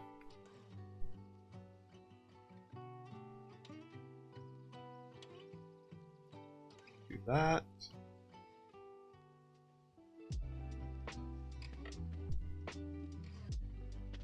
Like that, it looks a bit flat, but this doesn't look as bad. But maybe it needs to be toned down like a little bit more. I haven't saved this entire time. I just. Hey, did you save? I need like a reminder. Have you saved? Let's save.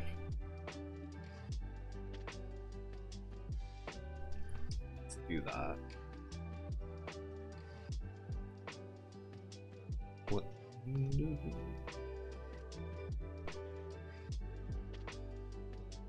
We'll put it up to maximum for now so that I can keep painting in the right color, otherwise it'll just look weird. Well, I say painting. This is more like cell shading. And then I paint afterwards, I guess. I don't know. I think that's always been, not like a problem, but it's something that I tend to like be very blocky and cell shadery when it comes to shading and rendering. which can make my work look really flat.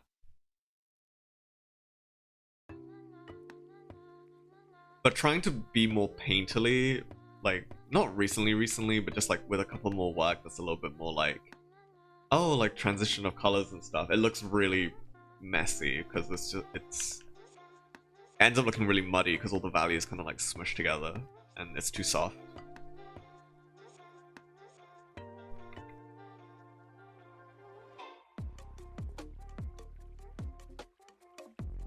Okay. Getting there.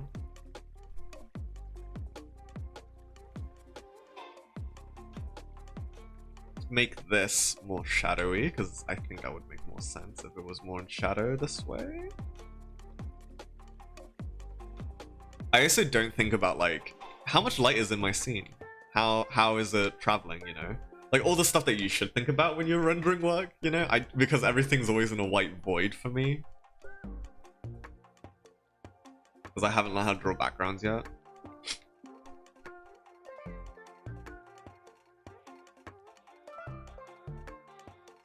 Or like relearn. I used to draw a few backgrounds. Not great, mind you, but I did my best. I worked.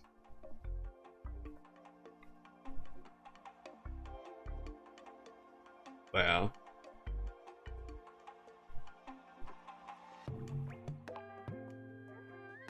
This needs something. Probably just a little bit more shading and like rendering. Maybe it's the rendering stage now. Possibly. Maybe I'll add like a little bit of light. Maybe like a smidge of lighting. This is like a day out, so let's go for bright.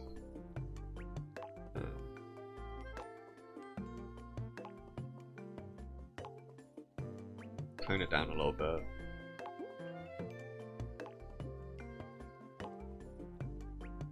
It's alright. Ish. Maybe a little darker. Now it looks like an overcast day. Always like a little bit of ambient light. And then just hard light. Like, you know, nothing too fancy, but just like the white stroke kind of lighting. The one that's just like outlines. It's a little cheap, but I want like maybe like a little bit just to pretend that I had some lighting in the scene. Might make it look better. And I do want this to look good.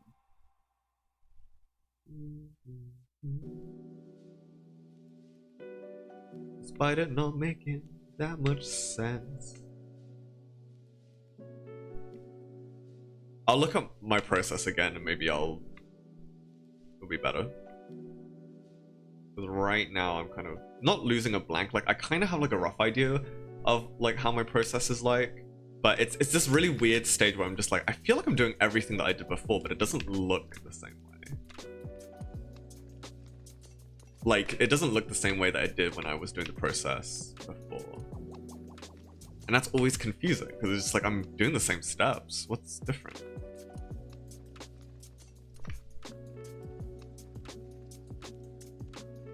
I don't know if I like that. Now I'm looking at it, it looks a bit flat. Well, okay, no. Keep at it. That's the word. Don't give up. Never give up, boo.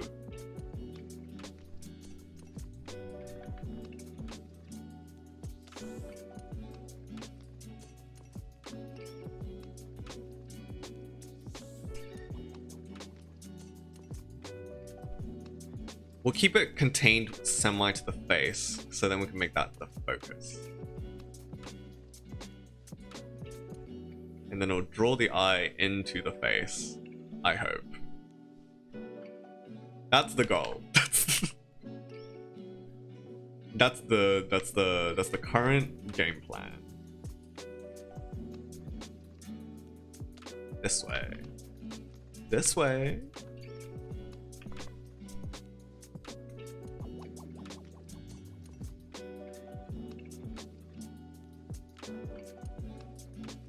Oh, no, I'm not really loving that. Never mind. I changed my mind. Maybe it's the brush I'm using. Hold on. Too heavy.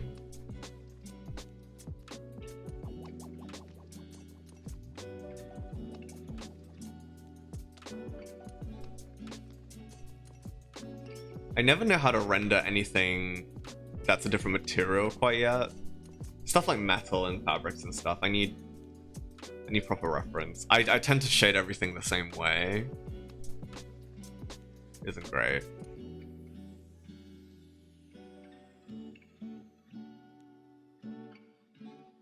Yeah, I'm not loving that. No, I'm not loving that at all. Man, I don't even really love the soft lighting because I kind of like the warmness of the colors without the blue. Maybe if I lower it a little bit.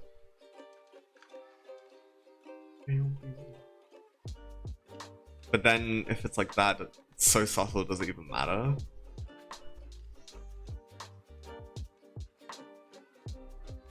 That'll do. I think that's fine. I think that's subtle enough for it to look okay, but not so hard that it burns your eyes.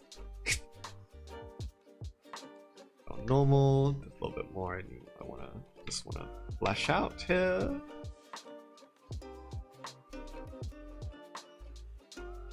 Okay. Multiply it. There we go. It's a thick mane. Oh yeah, I remember now. I forgot I was supposed to. And then.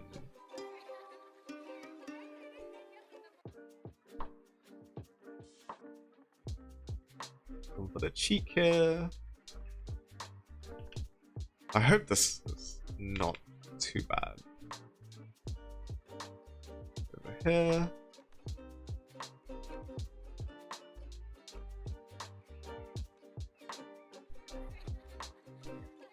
And then somewhere. Oh, nope, that's wrong. Some on this cheek over here.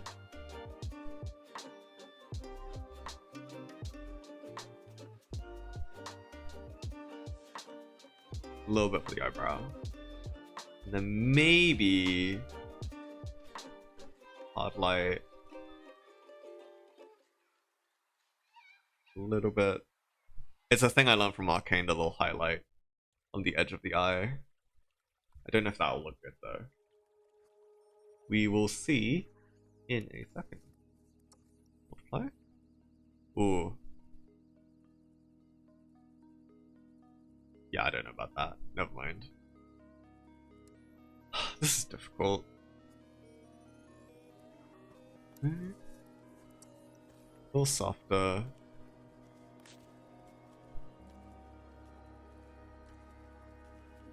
Maybe it needs a thing. Manipulation. Let's do that. Let's give it a go.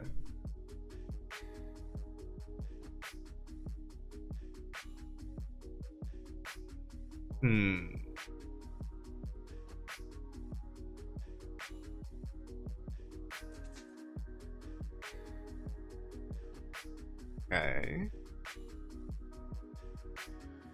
And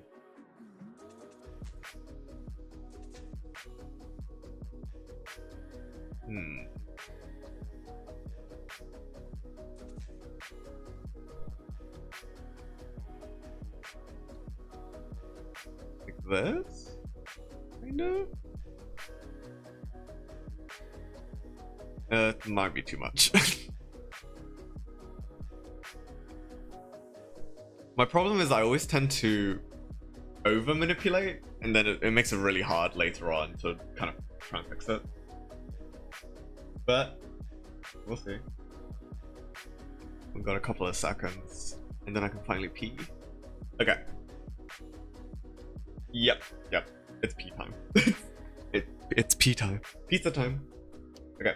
I'll be back in 5 minutes. I'll do stretches and stuff. This is the perfect opportunity for me to switch over to the break screen, and then I can use that animation I made, which is nice. Always nice to use. I'm really proud of it. I haven't animated in so long, and even though it's nothing complex, it's still something, and I feel really proud of it. But yeah, back in like 5 minutes.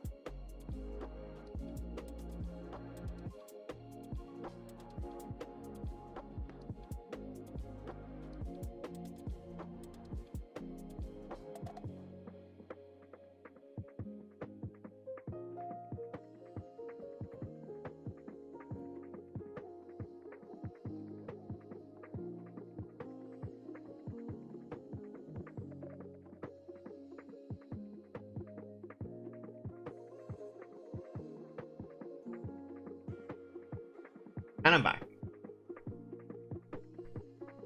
It was good. I was holding that in for a little bit.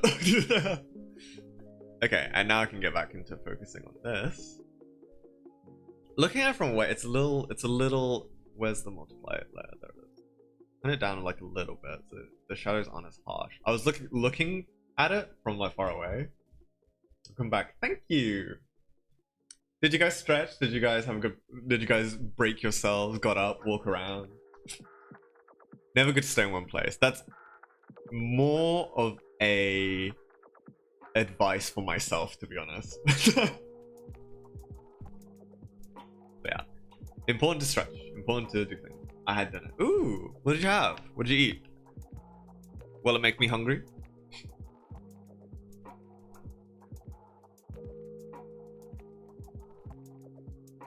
It has already been established I'm not a great cook, but I am always interested. Why is it doing that? Oh, it's on eraser.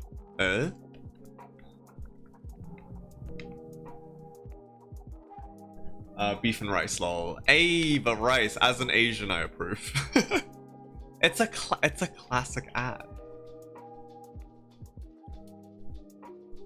And good, like, calorie adder. I can't gain weight very easily, so it's always nice as a filler just to have.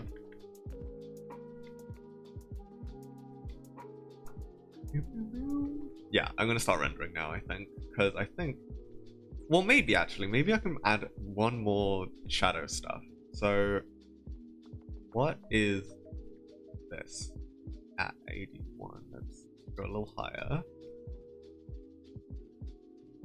See if we can make it like some transitions. Make some transition. But yeah, food isn't like, what's the word? Like, I like food, but I'm bad at eating. That's the word for it. That's my character traits, and I'm sticking to it. Food's hard though, because it's just like, you know, life did not prepare me for how much food was going to impact my life.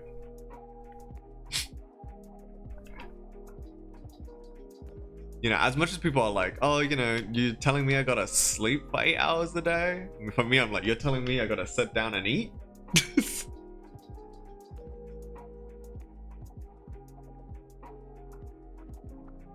And I always gotta be doing stuff, you know, whilst eating, because it's just like, why not, right? But that's not the case at all. You don't have to. But it just feels like it. At least for me.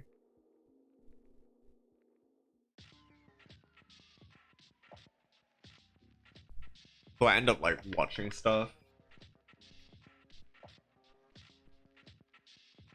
whilst eating. I think it's been a really long time since I just like sat down.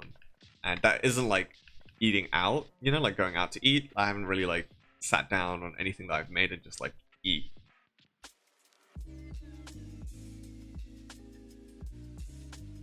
Like enjoy food on its own. And I guess that's kind of sad though, right?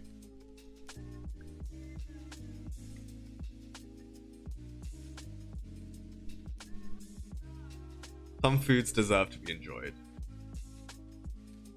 But definitely nothing I make.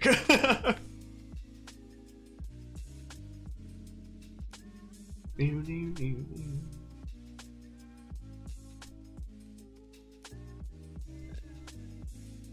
this. That's pretty good. I like the transitions between the shading there.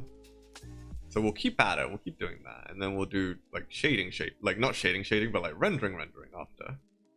I guess I spoke too soon when I said the render's done. Ha ha ha ha.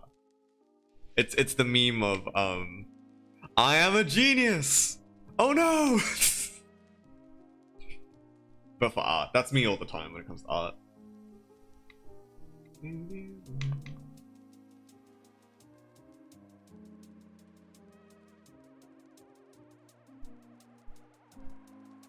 Okay, there we go.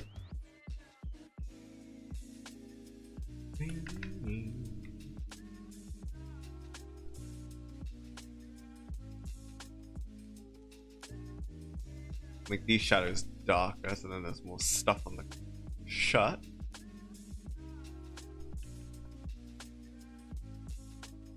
These two lines are a lifesaver. Because essentially any shirt that is like not super tight and kind of loose, you kind of get like low hanging creases like these. You just gotta do 2 of them and then you're done. It's not a tight shirt.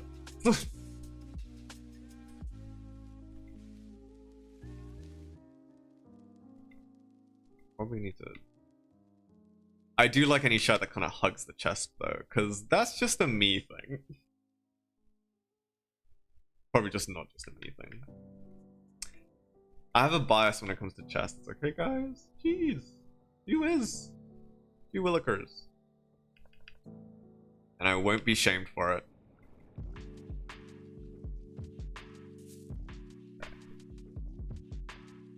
It's alright. This could probably use a little bit more down here.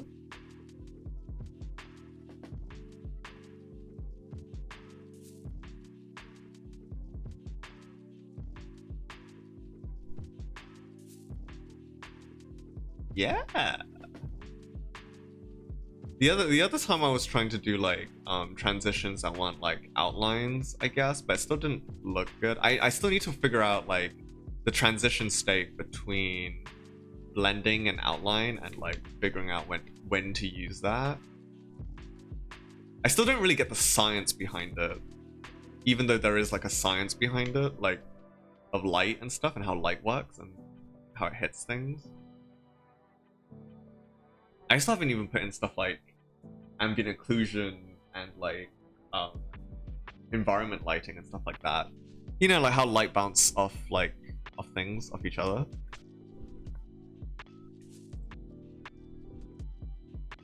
I still don't really get how to put that in, that it's in a subtle way. I think it's just mostly blending.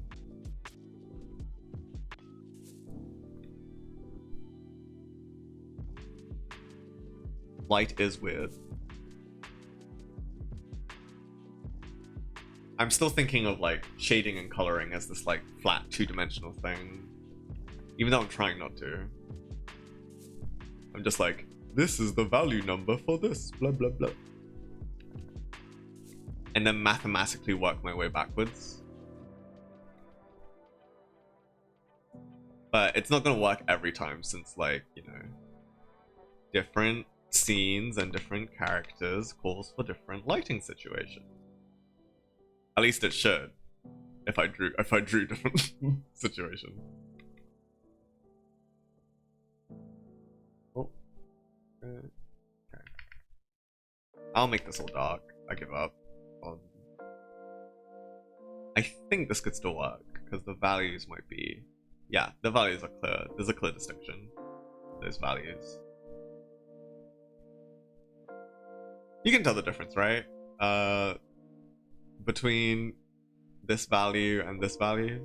There's a difference there. It's like a splodge.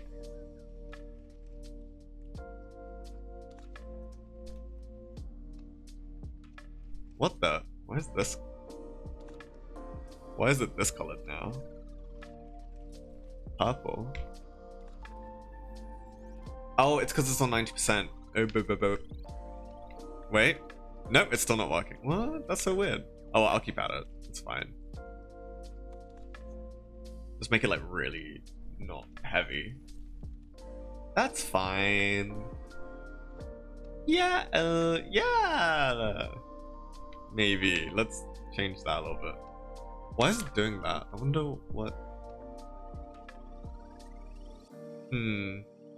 Let's change the brush. Maybe that will do something to it.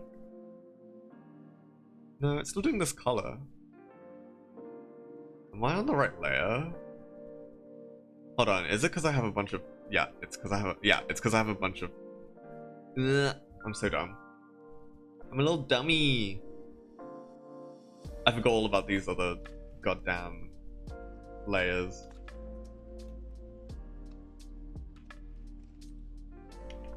That's the other problem with stuff like adjustment layers and stuff, to figure out like shadows and things. Gotta make sure to turn them off, so then I have to use the base color to figure out if I want to add any more shading and stuff. It's like, yeah. Okay, I can switch back to my normal brush now.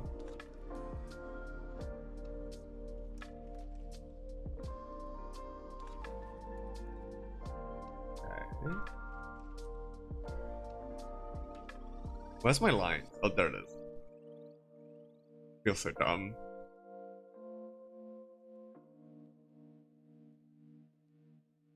Let's do this. Whoop, whoop, whoop.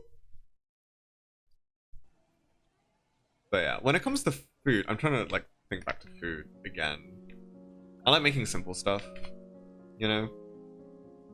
Basically anything with rice. I didn't really learn how to cook all that well. Oh, wow! Wow! Ah! A raid, hello! Oh, salamat pagi! Hello everyone, whoa, what a surprise. Wow! Oh, thank you. Oh my goodness, so many waffles. Hello, hello, hello, hello, hello, hello. Welcome to my stream. I'm doing art things. I was watching your stream earlier today, Nico, and you know you were like, I forgot my process. I'm having the exact same thing where I'm like, I forgot my process. But hello, yeah, thank you for the raid. I super appreciate it. Oh. Wow! No! Double click icon. Hello, welcome. My goodness. People. Ah! I remembered right away, thankfully. I'm like still like I remember I feel like I'm doing the exact same steps I did for like other pictures, and like it's just like not looking quite the same way, and I'm like trying not to be too stressy about it and just like focus on just getting it done. But it's a strange feeling. Right, just like I'm doing the same things. Why is it not looking the same? Alex, thank you. Almost 50 followers. Yeah, almost 50. I'm not like I would like to reach affiliate. It's not like a big, like, you know, I'm not like trying to sprint towards or anything, but it's just something I'm slowly been working up to. But it's been getting up there pretty quickly recently, and you know, it's thanks to everyone. Oh my god, so many followers. Thank you. I'll go through them. Let's see. Newbie Kogi, Dialexis, Hi Longley, Greg the G-Shap, Old Jeff 131, Haku 13, and Tug Tiger. Thank you guys. I think you're 50 now. Yeah. Oh my god, thank you. My goodness. Bean pause. But yeah, thank you. Oh my goodness, I'm pretty flawed. I'm pretty like, you know, a little bit of this, a little bit of that. But yeah, how was your stream, Nico? I was there for like a little bit, and then I had to start the stream, so I had to go. But from what I was seeing, it was looking really good. The cell shading work and stuff.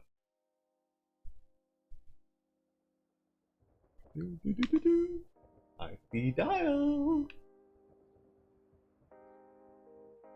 And I see everything.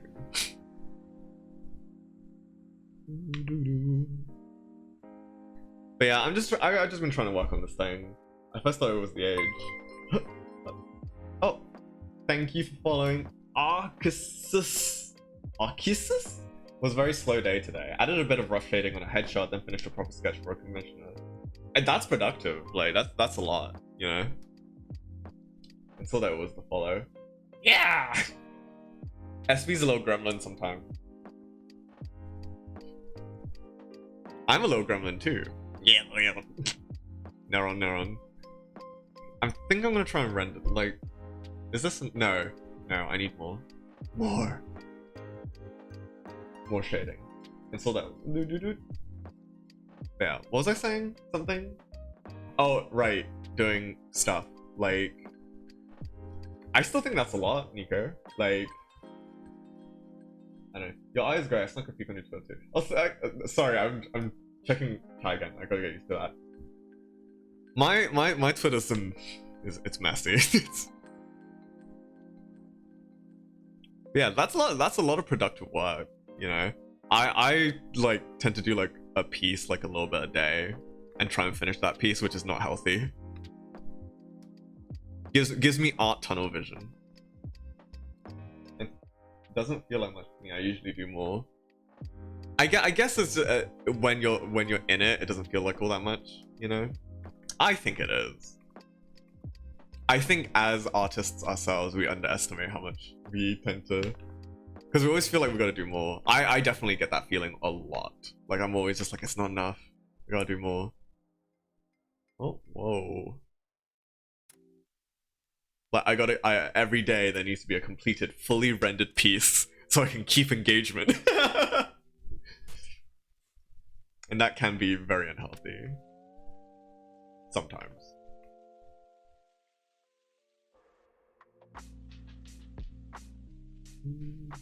I'm gonna see if this does anything. Like a little bit, but not that. I'm worried of over-rendering. It's a habit. Let's do that. Okay. Am I feeling this? I'm kind of feeling it.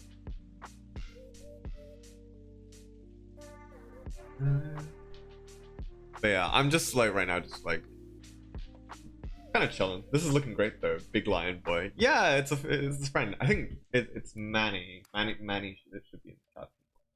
I'm gonna take a look. Yeah, Manny's still here. Yeah. Big Lion Boy with fashion.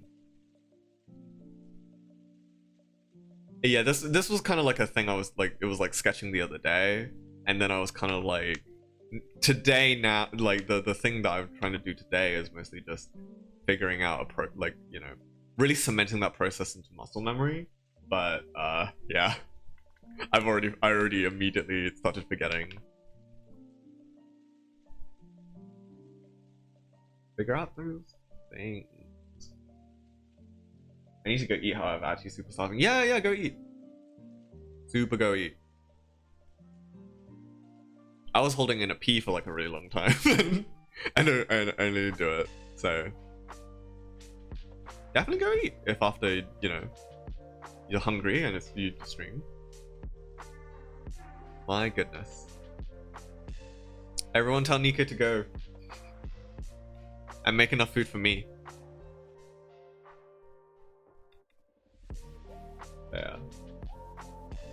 Got like a little bit longer left. Go pee, oh my god. I did. I already went and go pee. I was just holding it in for like a while a bit ago.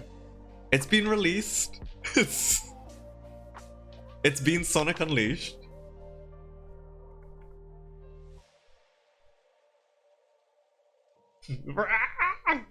That's exactly how I was feeling.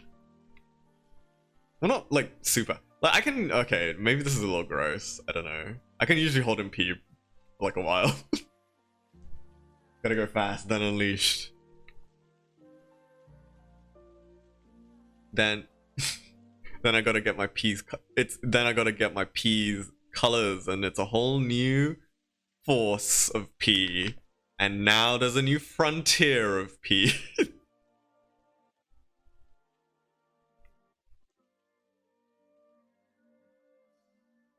Hopefully this doesn't get too muddy involving these values I'm using. I've never been much of a Sonic person, but Sonic music is something else. Unleashed has such good music. Even the Werehog battle music, which I know a lot of people don't like, I like it.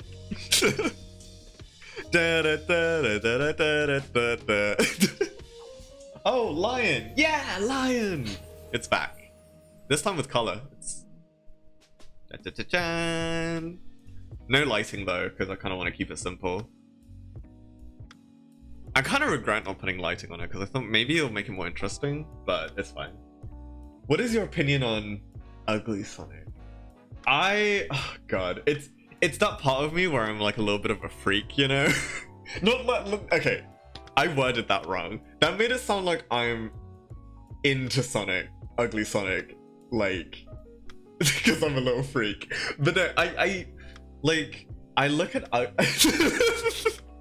look, I look at Ugly Sonic, and like I feel pity for it, you know? Like it was designed, it was made, it had all that stuff, and like it's like a band, like I don't know. I saw it recently in that like screenshots of it in that Chip and Dale stuff. Like I saw clips from the Chip and Dale movie with Ugly Sonic in it, and nothing gets at my heart more than like a has-been that's like trying to hold on. Like I don't know, there's something about it that I was just like, I feel sorry for him, and like that's kind of cute and endearing in its own way. But no, the new design that they gave for Sonic in like the actual movie is 100 times, million times way better. Dire. You must be Japs. You gotta be reminded. You gotta be what's the word? Subjected. Subject yourself to the pain of remembering about Ugly Sonic. But yeah, I really like Sonic's new design for the movie, because like it was also done by Tyson, well not done by, but like worked on by Tyson Hesse, who did like the Sonic a lot of Sonic stuff, like, and he's a really good artist, and yeah, it was a good call on their part to get him to redo the design, because I'm trying, like, god, the old design is just so bad. Why does he have human feet? He looks like he has feet that I would have. No. It's that kind of feeling. But you know, there's a charm to ugly things, and like I get it. I have an affinity for the wacky and for the strange. Because it's just like, you know, like it's just like I look at Ugly Sonic and it's just like, I've been there, man. I've been there, buddy. Imagine realistic feet from all the running he has done. Imagine that he takes off his shoes and he has like bunions and stuff. Like it would be so bad. And the bunions will be blue and like oh, like it's just gross. Like it's just like, no thank you. Why did he have human feet? I still remember, like, it's like that really, really early poster. I need a second monitor to see how fancy it is. Oh? Fancy schmancy. But yeah.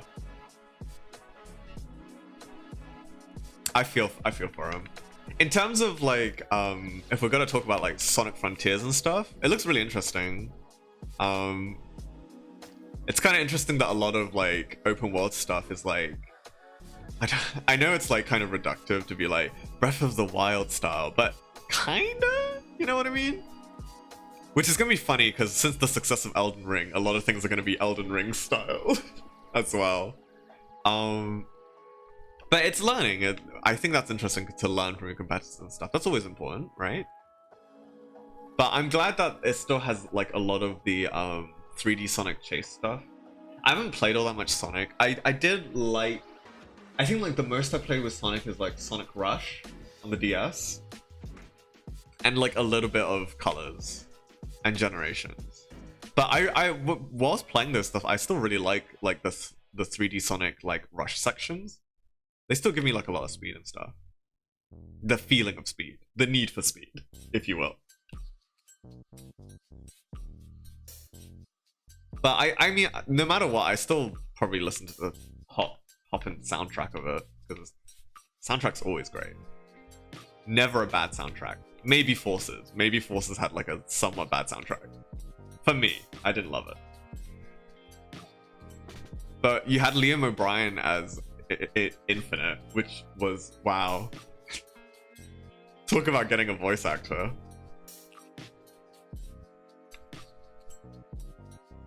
Okay. Do people have Sonic OCs? I never got into the Sonic OC like part of my life, you know. I mean, like, you know, I guess it's dependent on being in that kind of fandom, and I was very much more of like a weeb. So Liam O'Brien was like, no, Liam O'Brien was Infinite. He was like the villain in Sonic Forces. He, yeah, Infinite was like this I don't. It wasn't a hedgehog. It was like a different kind of species, but you know they all kind of have this the animal head shape. But like he was like a guy that was captured by Robotnik or someone and was experimented on with the like Infinity Crystal or whatever, Infinity Gems, and he was he had like illusion powers and like he can make like cubes and stuff. He was very edgy, which is very Liam O'Brien. Like Liam O'Brien was giving his most edgy, like Sonic, like you know that kind of thing. I can't do the voice very well, but you know it's like classic Liam O'Brien voice, where he kind of like drags out the words and he's just like, I suppose. Oh, Infinite, the one that looks like it came out of Persona 5. Yeah, you gotta, you know, so you know, so you know. But I just think it's funny that they're just like, yeah, we'll just get Liam O'Brien, like, you know, like, to voice Infinite, and it's just funny. It's just funny. It's just kind of funny. Because like this is also a game where you have like Shadow the Hedgehog. Like it's just like, yeah, okay. But I'm sure it was fun to play. I'm sure it was fun for him to play because it's just like it's unabashedly just edgy and emo-y. And isn't that fun? Wouldn't that be fun?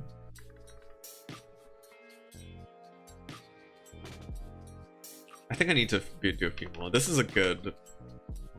I think having this value in gives it enough variety for it to be interesting.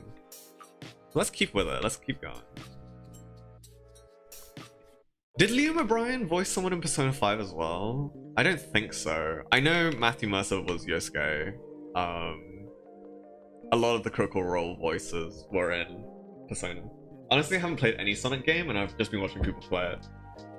Same a little bit for me, because it is funny to watch people play Sonic. I can never fully get like super into Sonic because it's like it's a speed game, right? And I'm not very good at coordinate. Like my coordination is kind of bad.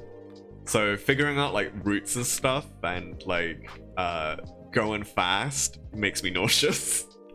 But it was fun to just kind of like get Sonic to be like once if you ever get into the groove of a Sonic game and just kind of like you know like feel like you are like your Sonic acrobatic and graceful and it's the John Wick effect, you know. Same, I panic too much to do Sonic games. Yeah, exactly. Yeah, same. Absolutely. Like I remember playing Sonic Rush. And then there was like a segment, I think, where there was like falling platforms and like I couldn't find a way forward and I was just panicking and jumping around everywhere. And then I'll get hit, you know, and like and I'll get annoyed where you're like gaining momentum and then you crash into something and you lose momentum and it just feels like it sucks. Like, because I feel like I'm bad at the game, which I am, so it makes sense. But yeah, but it does have that like John Wick feel of like, you know how like it's like, oh, he does it all in one and there's like a rhythm to it. I feel like if you get into Sonic and once you get into the mood of it, it gets into that zen state of like speed and dodging and it looks very graceful and like speed running or something, you know? Yeah.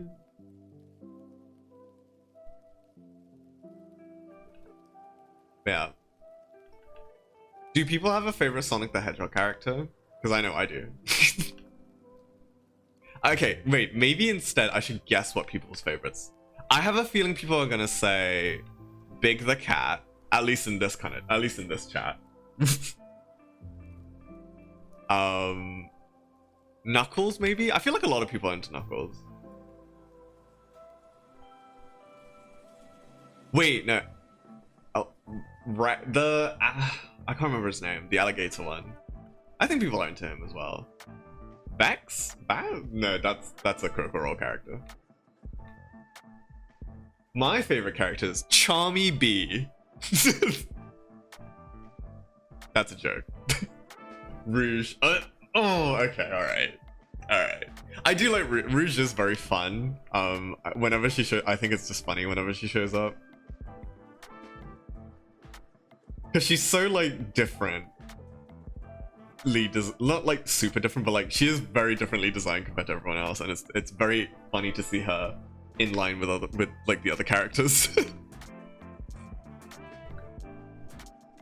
Despite him coming from Sonic 06, my favorite is Silver. I like Silver a lot. I like his design. I like that he's like an Esper. I like that he has like the gloves and that he floats. It's no use. I think retroactively, like,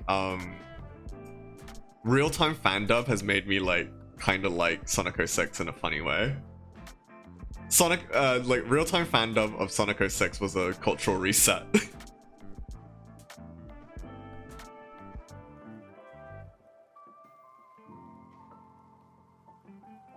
Oh, I just remembered a character. No, I also like he's from Sonic Riders, the big albatross one. I'm kind of a sucker for him. Vector Gator has a nice design also. Yeah, Vector Gator is great. I also like that he's working all the time and that he can't pay rent, because that's very relatable content. Yeah, I don't really get where those guys are from. I think like what was it? Was it like Chaotix or something? Like it was like a Knuckles thing. I only really know them from Sonic Heroes, which I've played. I forgot about adding Sonic Heroes to the list of Sonic games I've played. Sonic Heroes.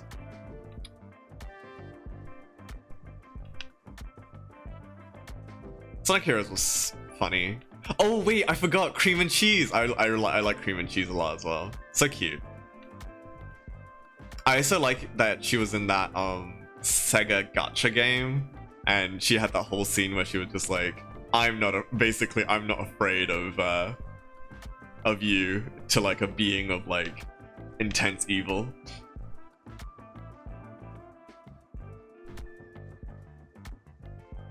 And yet you're still here, and yet I'm still here. Funny stuff.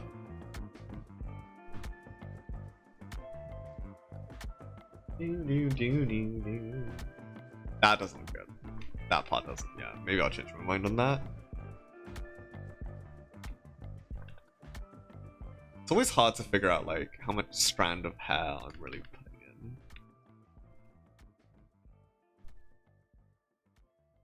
in. Ooh, whoa, what happened there? That was not kosher.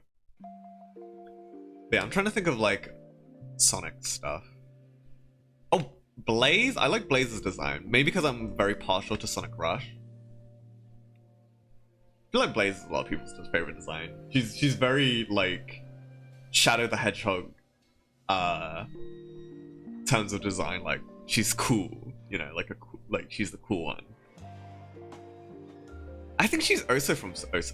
Was she from 06 first, or was she from Rush first? Because I always thought of her as like a Rush, like from Rush, but I think maybe she's from 06 first.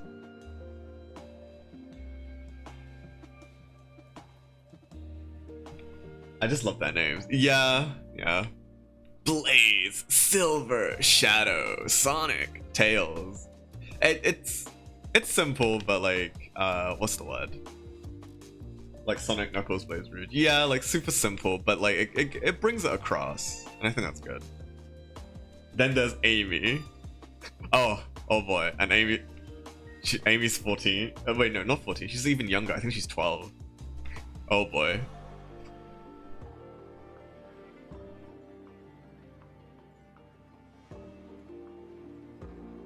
Oh, and I've seen the Sonic Forces cartoon. No, Sonic Boom cartoon. Sonic Boom was so good, ahead of its time. Really, really funny.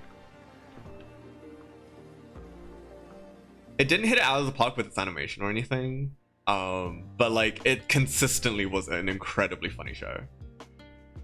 I should watch more of it. I miss it though.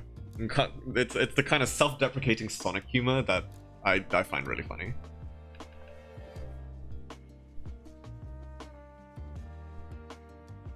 He evolved out of his 20 something 90s energy and become a self-deprecating 2000 something butterfly.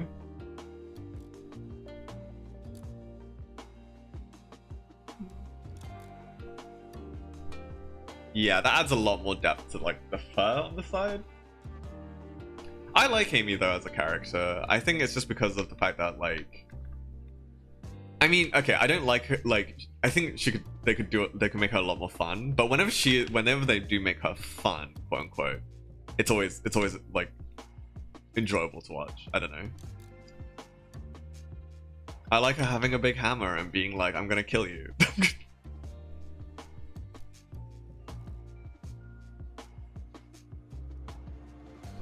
No Big the Cat though. No Big the Cat lovers in the chat. So sad. He just wants to find Froggy, guys.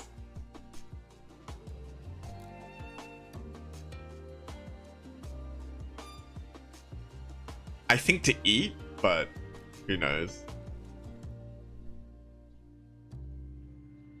I recently watched like a little bit of the Sonic X cartoon, which I remember watching as a kid, but it was the 4Kids dub, so obviously like watching it now with all the Japanese stuff, like I was just like, I don't remember Rouge being in a bath and like flirting with a human woman.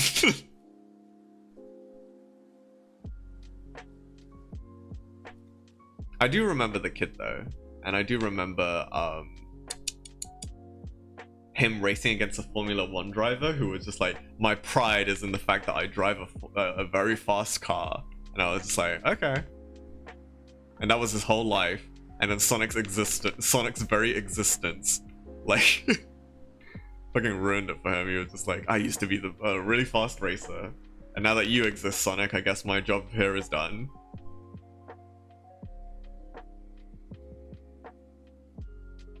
It's not possible. And I think they also tried to adapt Shadow's really dark, like, not dark, really dark, but like, you know, edgy story where it's just like, Maria. I never really fully got that.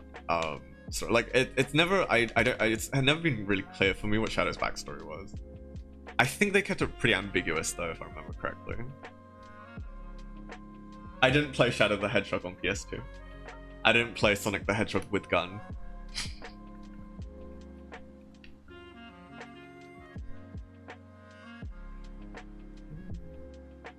Oh, although I recently found a mod. Well, no, it was like a mod for like a Sonic Roboblast.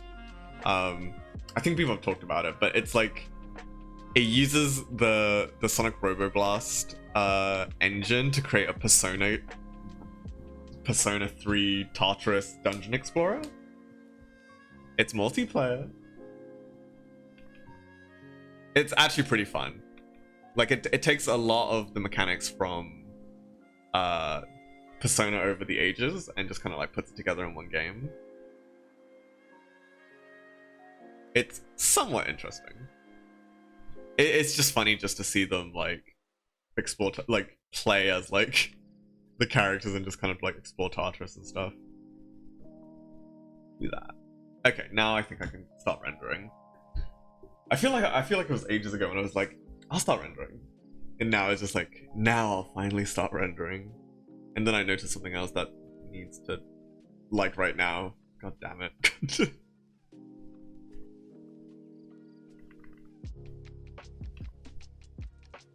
Ooh, Son Amy. Spicy.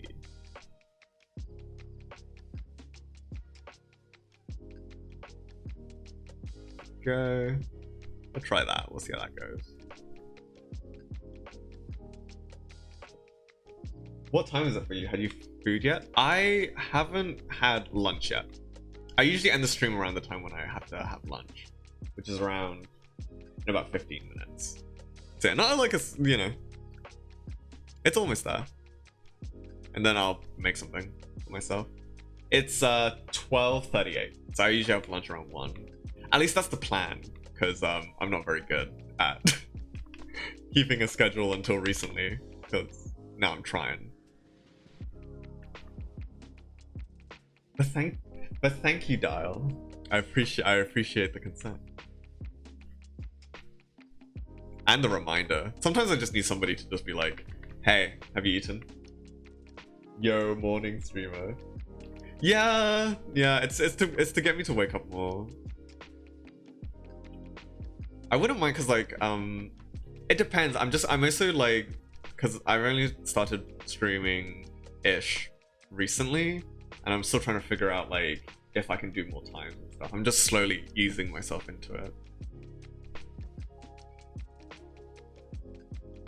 You know, I might take on more days and stuff once I get more used to it. But I think right now it's fine with the kind of like schedule I'm on. Yeah, you gotta learn how to walk before you start running. And I will catch you. Okay, that's pretty good. Now I'll start rendering. What time is it for you guys? Is it late? I know I have some people from the US and stuff. Do you have a preferred stream schedule for now? Yeah, so like Wednesday and Friday from like 10 to 1 is art streams. That's been the plan anyway. And then Sunday from I think like 2 to 6, maybe a little longer, is a game stream. So at the moment I'm trying to do Kingdom Hearts, but the sound has been was rough that day.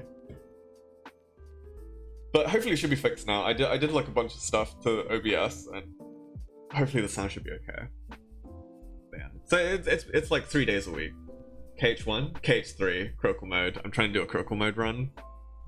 It's been rough. My main aim is to try and finish the game and the Remind DLC, and then attempt the data battles. But we'll see. You know, if I end up giving up on the data battles, that's fine. I'm gonna give it my best shot, but like I don't have a lot of faith that I can do them.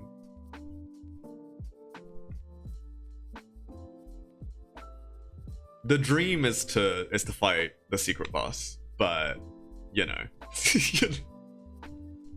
it's hard. It's a hard game.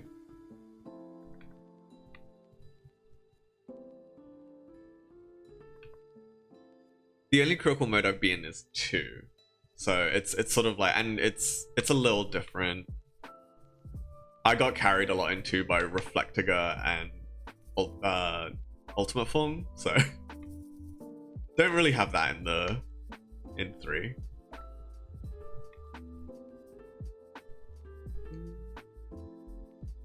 And the battles are just so much faster and different. It's definitely something different to get used to.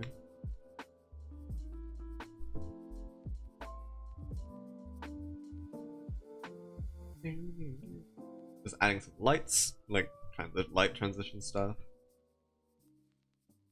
Especially for the face. We're gonna try and aim for the face to be the focus. But yeah, so far my favorite out of the Kingdom Hearts has been 2, just because I really like the combat in 2. 3's alright though. 3's combat is like the most like engaging, I think.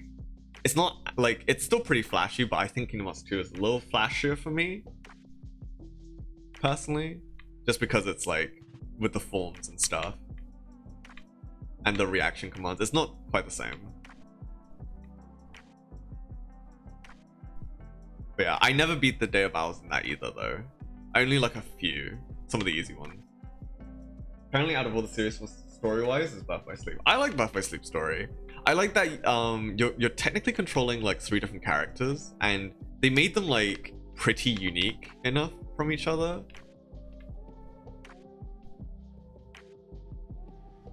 And I like the deck system in that. That was cool. I'm glad that they semi-kept it for 3, because the Keyblade forms and Grand Magic and stuff is like a mix of drive forms and command styles mixed in one. But I not that I preferred command style, but I always like the idea of the command style as being like whatever you used in battle, you'll transform into that command. So it kind of feels like your choices of what kind of command deck you make has an impact. Also, it had a multiplayer arena, so I think it's funny. It also deals with heavy stuff rather than just Sora being all positive, because Roxas Ventus is just pain. It is pain, yeah. I played 365-2 days. I liked it. I don't mind Sora being a positive bean though, because he's that's his whole thing, you know. And the latest like things in the series do deal with the fact that you know he can't be jolly all the time, like he has to grow up a little bit. But it is cool that they are so differentiated with like just because you have to grow up doesn't mean. I mean, I might be like reading too much into it, but it's like just because you have to, it has this feeling of the theme of like just because you have to grow up doesn't mean you have to give up on that kind of optimism, you know? And Sora is definitely that kind of character where it's just like, I have to deal with a lot of stuff, but that doesn't mean I have to fully change who I am, you know? Just have to adapt to the things that's happening. And I really like that. Yeah, definitely. Yeah. Because otherwise you have a whole bunch of characters that are just Riku. And whilst, like, you know, I love Riku as much as the next guy, you gotta have different characters to make your series seem, you know, diverse.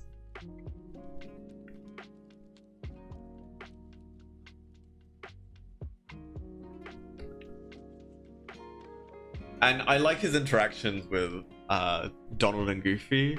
Like, the very few chances that you do get to see them kind of like hang out together, which is made a lot better in 3 because they gave a lot more moments like that in 3, where I like seeing them be like friends. You didn't really get that all that much in Kingdom Hearts 2, but you do get that a lot in Kingdom Hearts 1, where like they're slowly learning to like each other. Like stuff like in the Tarzan world or in Travis Town and stuff. And then the bit where they betray you and leave you because they're fake friends.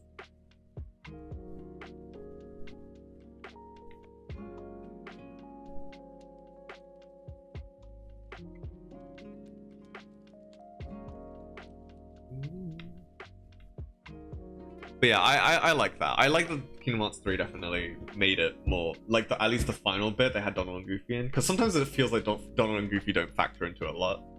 It's more of like Sora being naive at the start, but I'm glad they did make him like older and wiser. Yeah, for sure.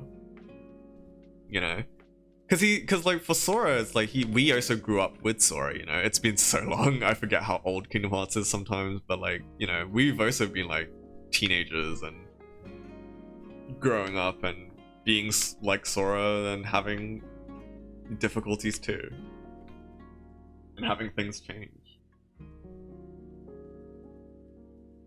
Sora was like the Disney audience fantasy, and I'm saying that he should maybe not a lot, like, you know, 100% feed into to that, but like give him back the shoes, give him back the clown shoes. I say,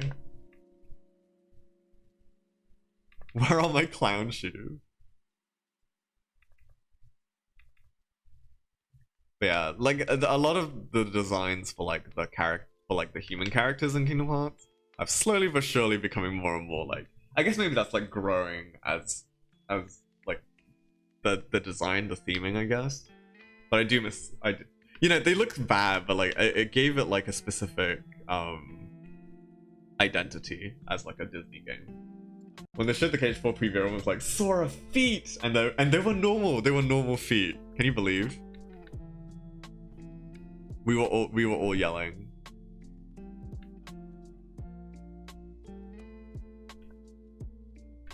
He has feet under there? He doesn't have a tumor on his leg? Blasphemous.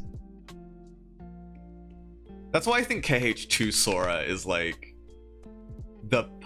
not the perfect design, but like it's like the perfect mix of like cool and also just like the Disney-fied elements. So like the big shoes, but also like the Final Fantasy edgy stuff, like it's black and it's like baggy and stuff with a bunch of belts.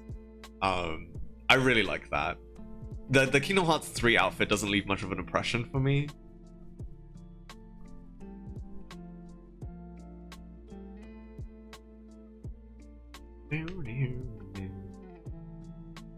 What Disney movie are you hoping to see in KH4? I would love any of the like the 2000 movies, the one that Disney considered failures. So I'm talking about Treasure Planet. I'm talking about Atlantis. I'm talking about Brother Bear. I still can't wait for Sora to summon Casita and drop a whole house into the Heartless. Oh yeah, I forgot about like stuff like Pixar movies and those other movies. Oh, thank you for following Sunny 888888888. Welcome to the stream. But what was I saying? Something for Kingdom Hearts 4? But yeah, a Treasure Planet. I've always thought the Treasure Planet and Atlantis were like no-brainers to be added in. They're adventure movies, they're like crazy imaginative, and like you can have so much stuff involving combat and things. Like it's a good fit, and I'm surprised that they haven't done it. But yeah, Treasure Planet would be so cool. Like, especially with how technology is now, like I would love to see Sora like do all this like the surfboarding and fighting in space and stuff like that. They're definitely gonna add I think they're adding Star Wars. Yeah, no, they're definitely adding Star Wars into it. I saw like a lot of posts where people were thinking that the forest in the KH4 teaser looks a lot like I forgot what the planet is called in Star Wars, but it looks a lot like that planet. And someone thought that they might have saw like an AT&T what is it? AT&T like Walker foot on one of the shots. I don't mind it. Like I think like, you know, like I've always thought Pirates of the Caribbean was like a really weird choice for Kingdom Hearts, kind of, because it was live action and it's strange. But it was fine. Like it ended up being fine. Rare would be nice in the Asian theme world. Yeah, I would like Rare. Rare would be cool. With a little bit of a touch up. What else has they released recently that I think it's like would be good to add? I haven't been keeping up too much with Disney movies all that much. Maybe something like Onward, or something. That I think Onward might be a good choice. It's another one that feels like a no-brainer because it's like fantasy, but it's like, you know, it's a road trip adventure and you can kind of do stuff with that. And Donald and Goofy won't look too out of place if you add them. So you don't have to do like a unique model for Sora, Donald, and Goofy for a world like that, I don't think. I think that's another thing I think they take into effect, like what worlds they'll need to do unique models for and things. Zootopia. Would they do Zootopia? Maybe. I would be interested to see what they would do with it. Just because like I would be like solving crimes? Sora policeman? But I also think that they like whenever they try to do like a I want to say a furry world. Like I think they already did that with like Lion King and stuff. I wonder if they would keep Sora as like a lion. I know that's like his original design was like a lion, so it makes sense. I would love Emperor's New Groove. Yes, that's another one that I forgot about. That's another 2000s one. That's like really funny.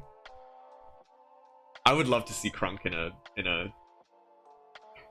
a Kingdom Hearts game. Just Patrick Warburton being like, so what you're telling me is there's these guys called Organization 13. Cool. You know, wouldn't that be just ridiculous? Wouldn't that be funny?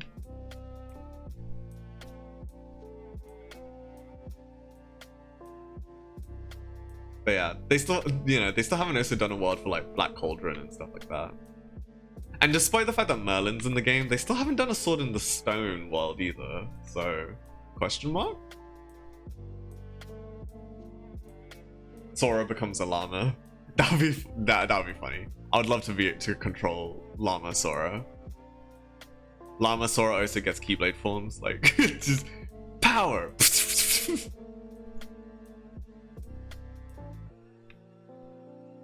You know, I wouldn't want to fight Yzma though, that would make me sad. What about this? So funny, great villain.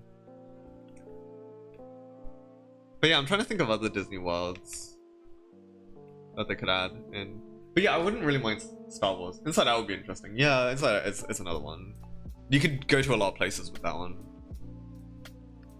And they could do a whole thing. I can already see it where they'll be like, Riley has a lot of hurt inside her heart. You know, they call trauma hurt instead of trauma, which I think, wow.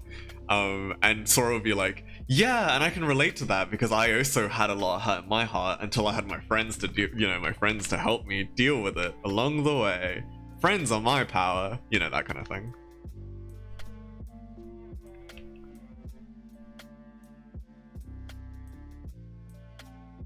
They'll probably add like a Frozen 2 world because, you know, Frozen.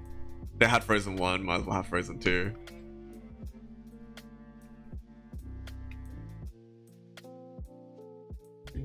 I want to see Sora's emotions inside his head. All of them are going to have spiky hair. All of them are going to be depressed.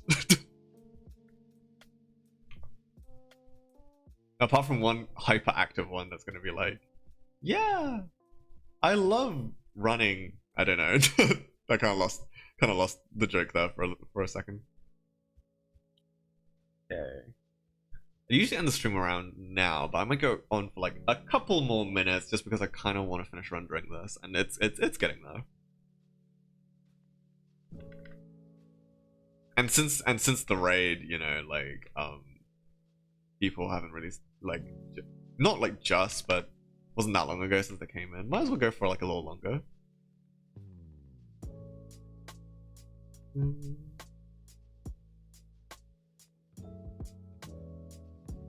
Moana maybe would be as an adventure. Yeah, Moana is another one that I think is another good pick. Can they afford Dwayne The Rock Johnson?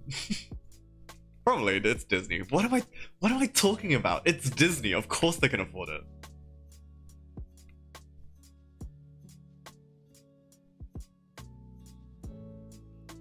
Do you think there will be any Marvel properties added into Kingdom Hearts 4? That's the other big one that people were like thinking about, you know? I don't know. I don't know if they will quite yet. I think it's still too soon. I think they're gonna test the waters with Star Wars and then see how it is, you know? But I can still see them do it. Maybe. I think it'll be a bit weird though. Like the idea of Sora, Donald, and Goofy with the Marvel characters give me a little bit of whiplash. But then again, it also gave me a bit of whiplash when they said Sora, Donald, and Goofy next to Captain Jack. You know, like it's just a bit weird. Like I can't envision it. I have to wait for them to do it to really see it to believe it, you know? There's also Big Hero 6. Yep, there is. They're doing quite a lot with that IP. They recently released those Baymax shorts and stuff, and they had that Big Hero 6 TV show that I heard was okay. And I think it would be like having more Big Hero 6 would be interesting. I don't know what more they can do though, because Kingdom Hearts 3 already kind of like did a lot. You know, they also set it after the movie. Maybe now they'll have more Square Enix things though, now that Sora isn't in the Disney reality anymore. Yeah, I'm hoping for that too, because there was a heavy lack of Final Fantasy characters in 3. They only showed up in Remind for like a little bit. In a cutscene. Like, that's, yeah. But I also heard that it's just going to take like a little bit outside. I'm also hoping that there's going to be a lot more original stuff, because I've always feel that like Kingdom Hearts like wants to breeze through the Disney stuff and then do its original thing. But it always has to go through the Disney stuff first, and it more and more, at least in Kingdom Hearts 3, is starting to feel like they're like, okay, just do the Disney stuff, get over it, and then we can do the real Kingdom Hearts stuff that you want to play. And it's like, okay. You know. Or at the very least, maybe find a way to make it not feel like an obligation, because it does feel a little like an obligation for Square Enix to have all the Disney stuff. Sometimes. Especially the worlds in 3, they gone so big and like long. I used to like okay, maybe not, like I still like it, and I hope they go back to it. The kind of the structure where you go to a world for the first time, you beat the story, and then you unlock like the next world and stuff, right? But then afterwards there's a bit of a halfway gap, where like you go back to the base town, so like Traverse Town or Twilight Town, and like that's when the second act of the overall story begins. and then you have to do the Disney Worlds again, but it's like the second half of the Disney World. It paces the Disney Worlds out a little bit better instead of having them all at once, which Kingdom Hearts 3 did. And I just like Kingdom Hearts 3 was just like a glut of Disney Worlds all at once. And then the whiplash of having every plot beat in Kingdom Hearts 3 happen all at once is like a lot. It's a lot.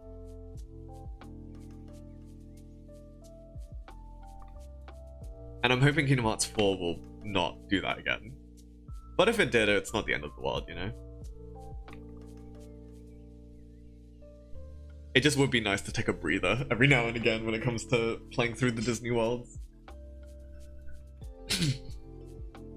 Like, yeah, it's fun, but remember that Aqua is currently like suffering in the nightmare dimension.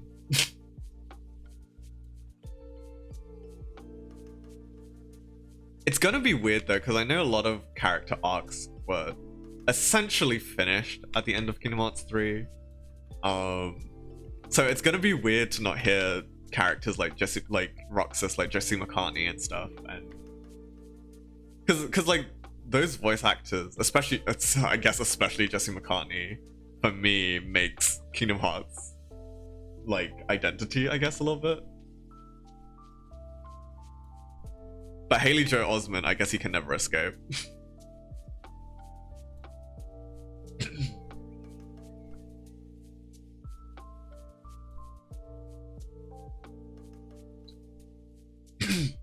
Oh jeez. Yeah.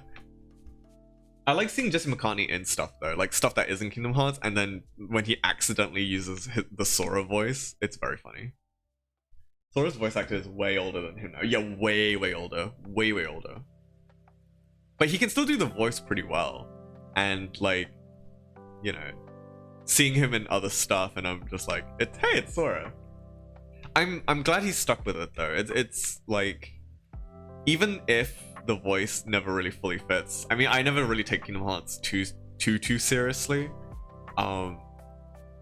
It is cute that he's just around, because it's just like we grew up with him, he's growing up with us, and yeah, I don't know. There's something about it. There's something about it that's very nostalgic. But I remember watching Jesse McCartney in a horror movie and cursing, and I'm like, oh no, Roxas said the F word. Yeah, right? I remember like listening to some Jesse. Oh hey, anxiety person. I get that. Welcome to the stream. Thank you for the follow. But yeah, I remember like I was like curious to listen to Jesse McCartney's music, just to be like, what's it about, you know? And just like listen to him and be like, oh, it's Roxas. Roxas is singing this. And it's the weird disconnect of like who he is as a person, and Roxas is like, it was a moment for me. Hello, hi, welcome. We're just talking about Kingdom Hearts. Luckily, not about Kingdom Hearts story. Otherwise, that would be a lot. That would take a lot. That would take a long time. It's not really that confusing though. I just remembered a point about Star Wars in Kingdom Hearts. But I think it'll fit, because like the story of Kingdom Hearts is basically just Star Wars, kind of. Like Keyblade wielders are just Jedi. So I think if they added it in, it wouldn't be that out of left field for me. I'm just rendering. It looks alright. It's getting there. There's something about the eyes that kind of freaking me out though. I might actually just get rid of his eyes and do them again.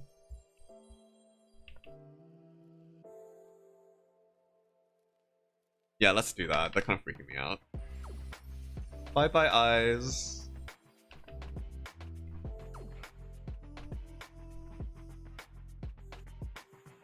Probably because this eyeball looks really weird. Let's see, oh god. I have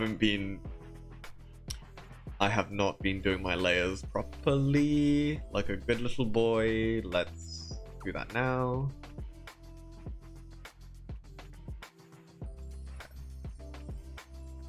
And now we can think about manipulating and changing it.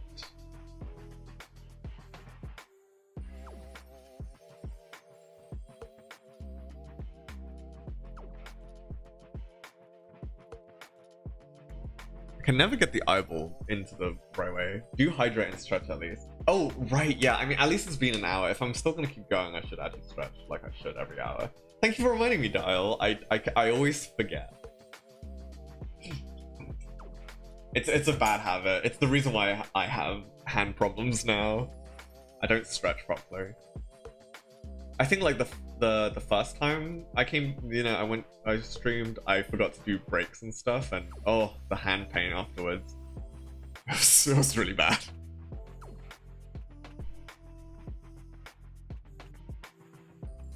But that's not gonna happen today. I'm doing better. Oh no. Yeah. It is unfortunate that it is a problem for a lot of us. Artists. Like when I was younger, you never think that you'll get damaged. You know, you always think you're gonna live forever, but nope, that's not true. That absolutely not the case. Your body will fail you at any moment, at any time. I do miss being able to draw for like a uninterrupted amount of time and complete like works in a day. Now that can't happen. Kind of sad.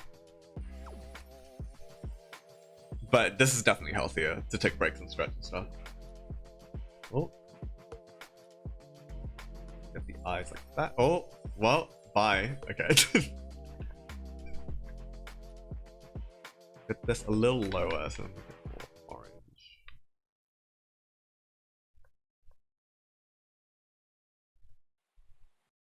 Should bend a little bit.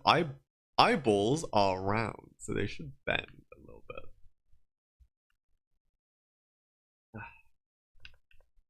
Did the music stop? It did. Let's check. There we go. Keep it going. I mean, this is a change of pace.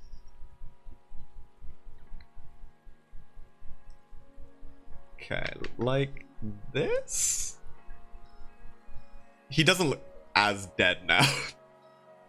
Like Deadeye, you know what I mean? Maybe a little Deadeye. Oh, there it goes again.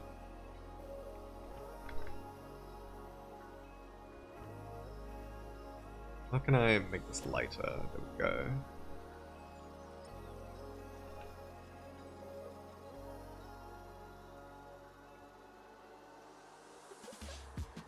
Yeah, that's a lot better. That's a lot better. The fluffiness of the brush though is kind of like making it really, really fluffy.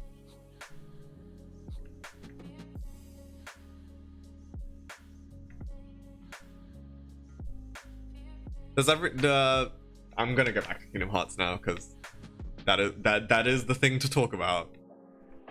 Or that was the last thing we were talking about. Does everyone have a favorite world? I love the pants so much. Isn't it cool? I based them off of if people played, you know, The World Ends With You. So I was like trying to like draw a bunch of my friends and The World Ends With You clothes. And this is probably the only one that's done at the moment. I wish I could have these clothes in real life. I just like, yeah. Clothes are expensive. Unfortunately.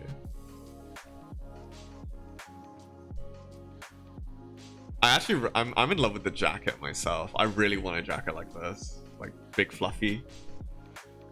Hard to maintain though, because they get dirty so easily. Like the fur parts. The fluffy parts.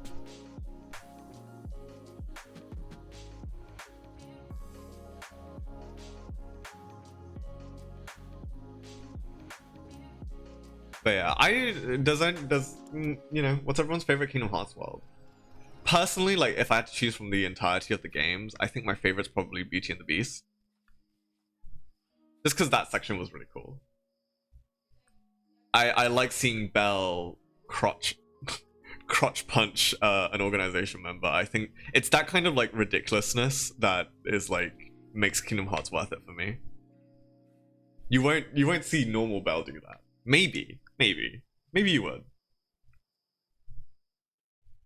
Very rarely though. I love the way that Kingdom Hearts strangely characterizes characters like that, you know?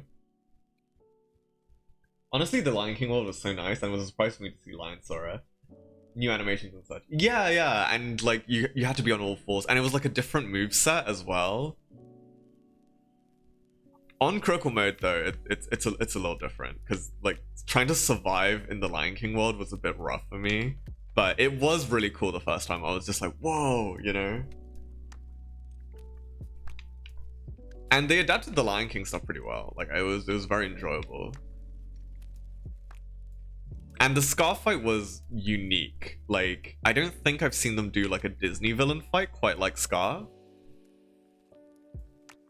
Where like he also had like a similar moveset-ish, but also did other stuff. It was very cool.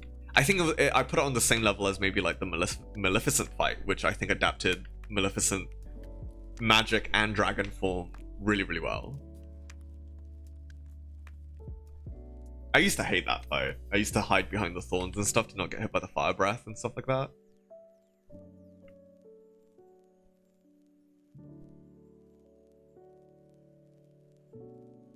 The Lilo and Stitch was fun also in Birth by Sleep. Yeah, I like that as well. It was cool because like I liked the Stitch summon in 2. And it was nice to go to the Stitch one because I like Lilo and Stitch quite a lot. Unfortunately, Lilo was not in it. Just Stitch. Stitch is still cute. Jumba was in it, and you know, if Jumba and Gantu, they're both worth it.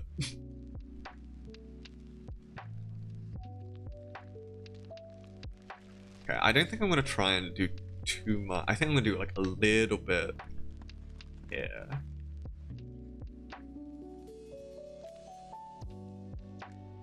Like this. Like this over here. And then just like, I'm trying not to like over put these like outline transition thingies, because trying to make the face the focus, or the upper half the focus.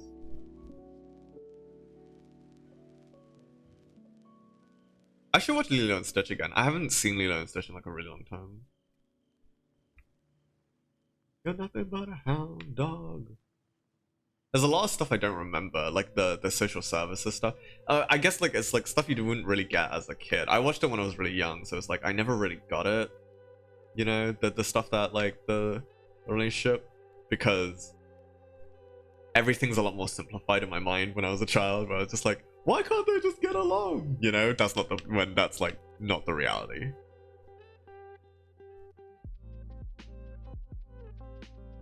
I think when Disney tweeted about Good Sisters, and then they showed like Elsa and Anna, and everyone was like, Lilo and Stitch, a real sisterhood.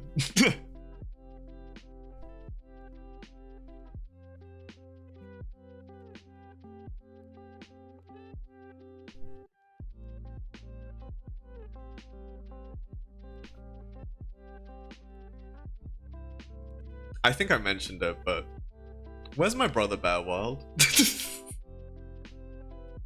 I don't know if they will be able to do that with any kind of justice. Not that Brother Bear was alright. I didn't hate it. Now Brother Bear 2, maybe a little more. They should add a sequel world, and it should be Cinderella 3: A Twist in Time. I'll never shut up about Cinderella 3: A Twist in Time.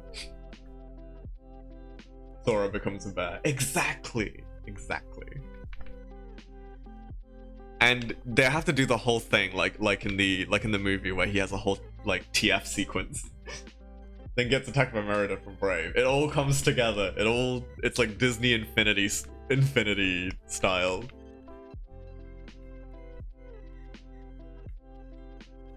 They might do a Wreck-It Ralph world. I'm actually thinking they probably would do a Wreck-It Ralph world. Just because I think the idea of doing like retro games with Sora is too much of a tantalizing project for like concept for Square Enix. Because they were already adding in those retro games with the retro Mickey games and stuff. I think they would do that. I think they would add a Wreck-It Ralph world. personally.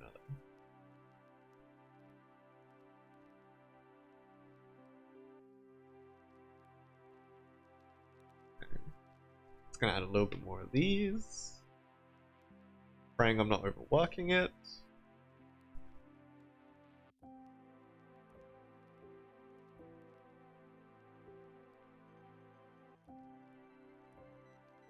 Like this. There we go.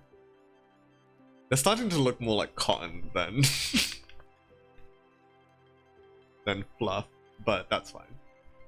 Oh, that's too close. Oh, that's the wrong button. There we go. I still actually wish they made a new Wreck-It Ralph movie. Yeah, me too. I like, even though it wasn't like super great, I think the Ralph Breaks the Internet, whilst it was kind of long, I like the characters enough that I want to see more, you know? I think there's more stuff you could do with the character.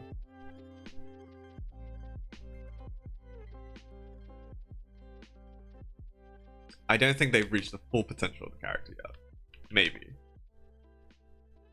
But yeah, but I don't know about how the reception was with the, considering how this second movie wasn't super well received, so they might not do any more.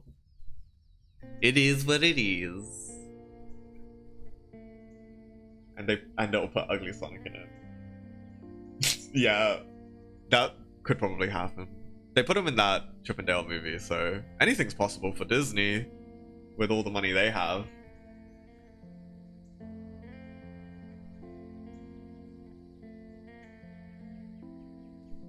Okay. Yeah. I'm just gonna outline the eyes, and then I think I'm gonna end the stream. And then I'm gonna have to do the search for who to raid. Outline the eyes. Boop, boop, boop, boop. Boop, boop, boop, boop.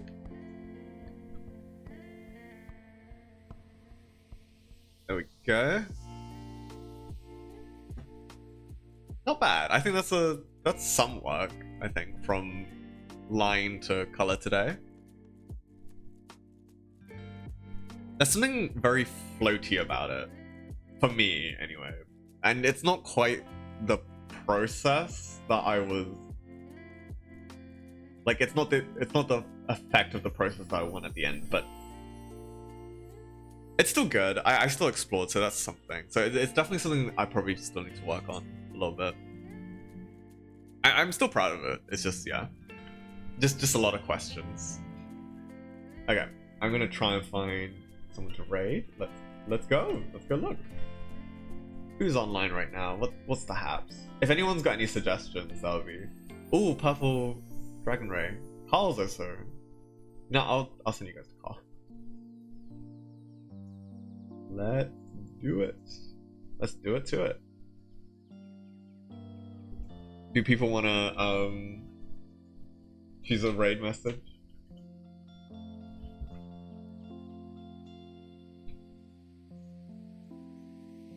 Let's see. Let me do that and then. But yeah, so I'll probably be around the end of the stream. I will say, what was I gonna say? Thank you for streaming. Have a good lunch. Thank you. I am getting a little peckish. I will be streaming again on Sunday. It's gonna be a game stream. So it's Kingdom Hearts. From 2. Yeah. If there's any changes, I'll let you know. But thank you everyone for coming out to the stream. I'm very thankful, and thank you for getting me to 50. I think 50 followers. It really wasn't. You know, I thought it would take like maybe a little longer, but thank you. Hope it wasn't too much of me rambling. A lot of Kingdom Hearts today. A lot of tabletop talk today. But yeah, it was really fun and enjoyable. Hope to see you guys soon. I'm gonna start the emotes soon. Yeah, now I gotta draw emotes. I just made more work for myself. But I'll hit that. I wonder if that works. Yeah, cool. It does. But yeah. Thank you guys for watching. Go bug Carl. Bye now. Woo!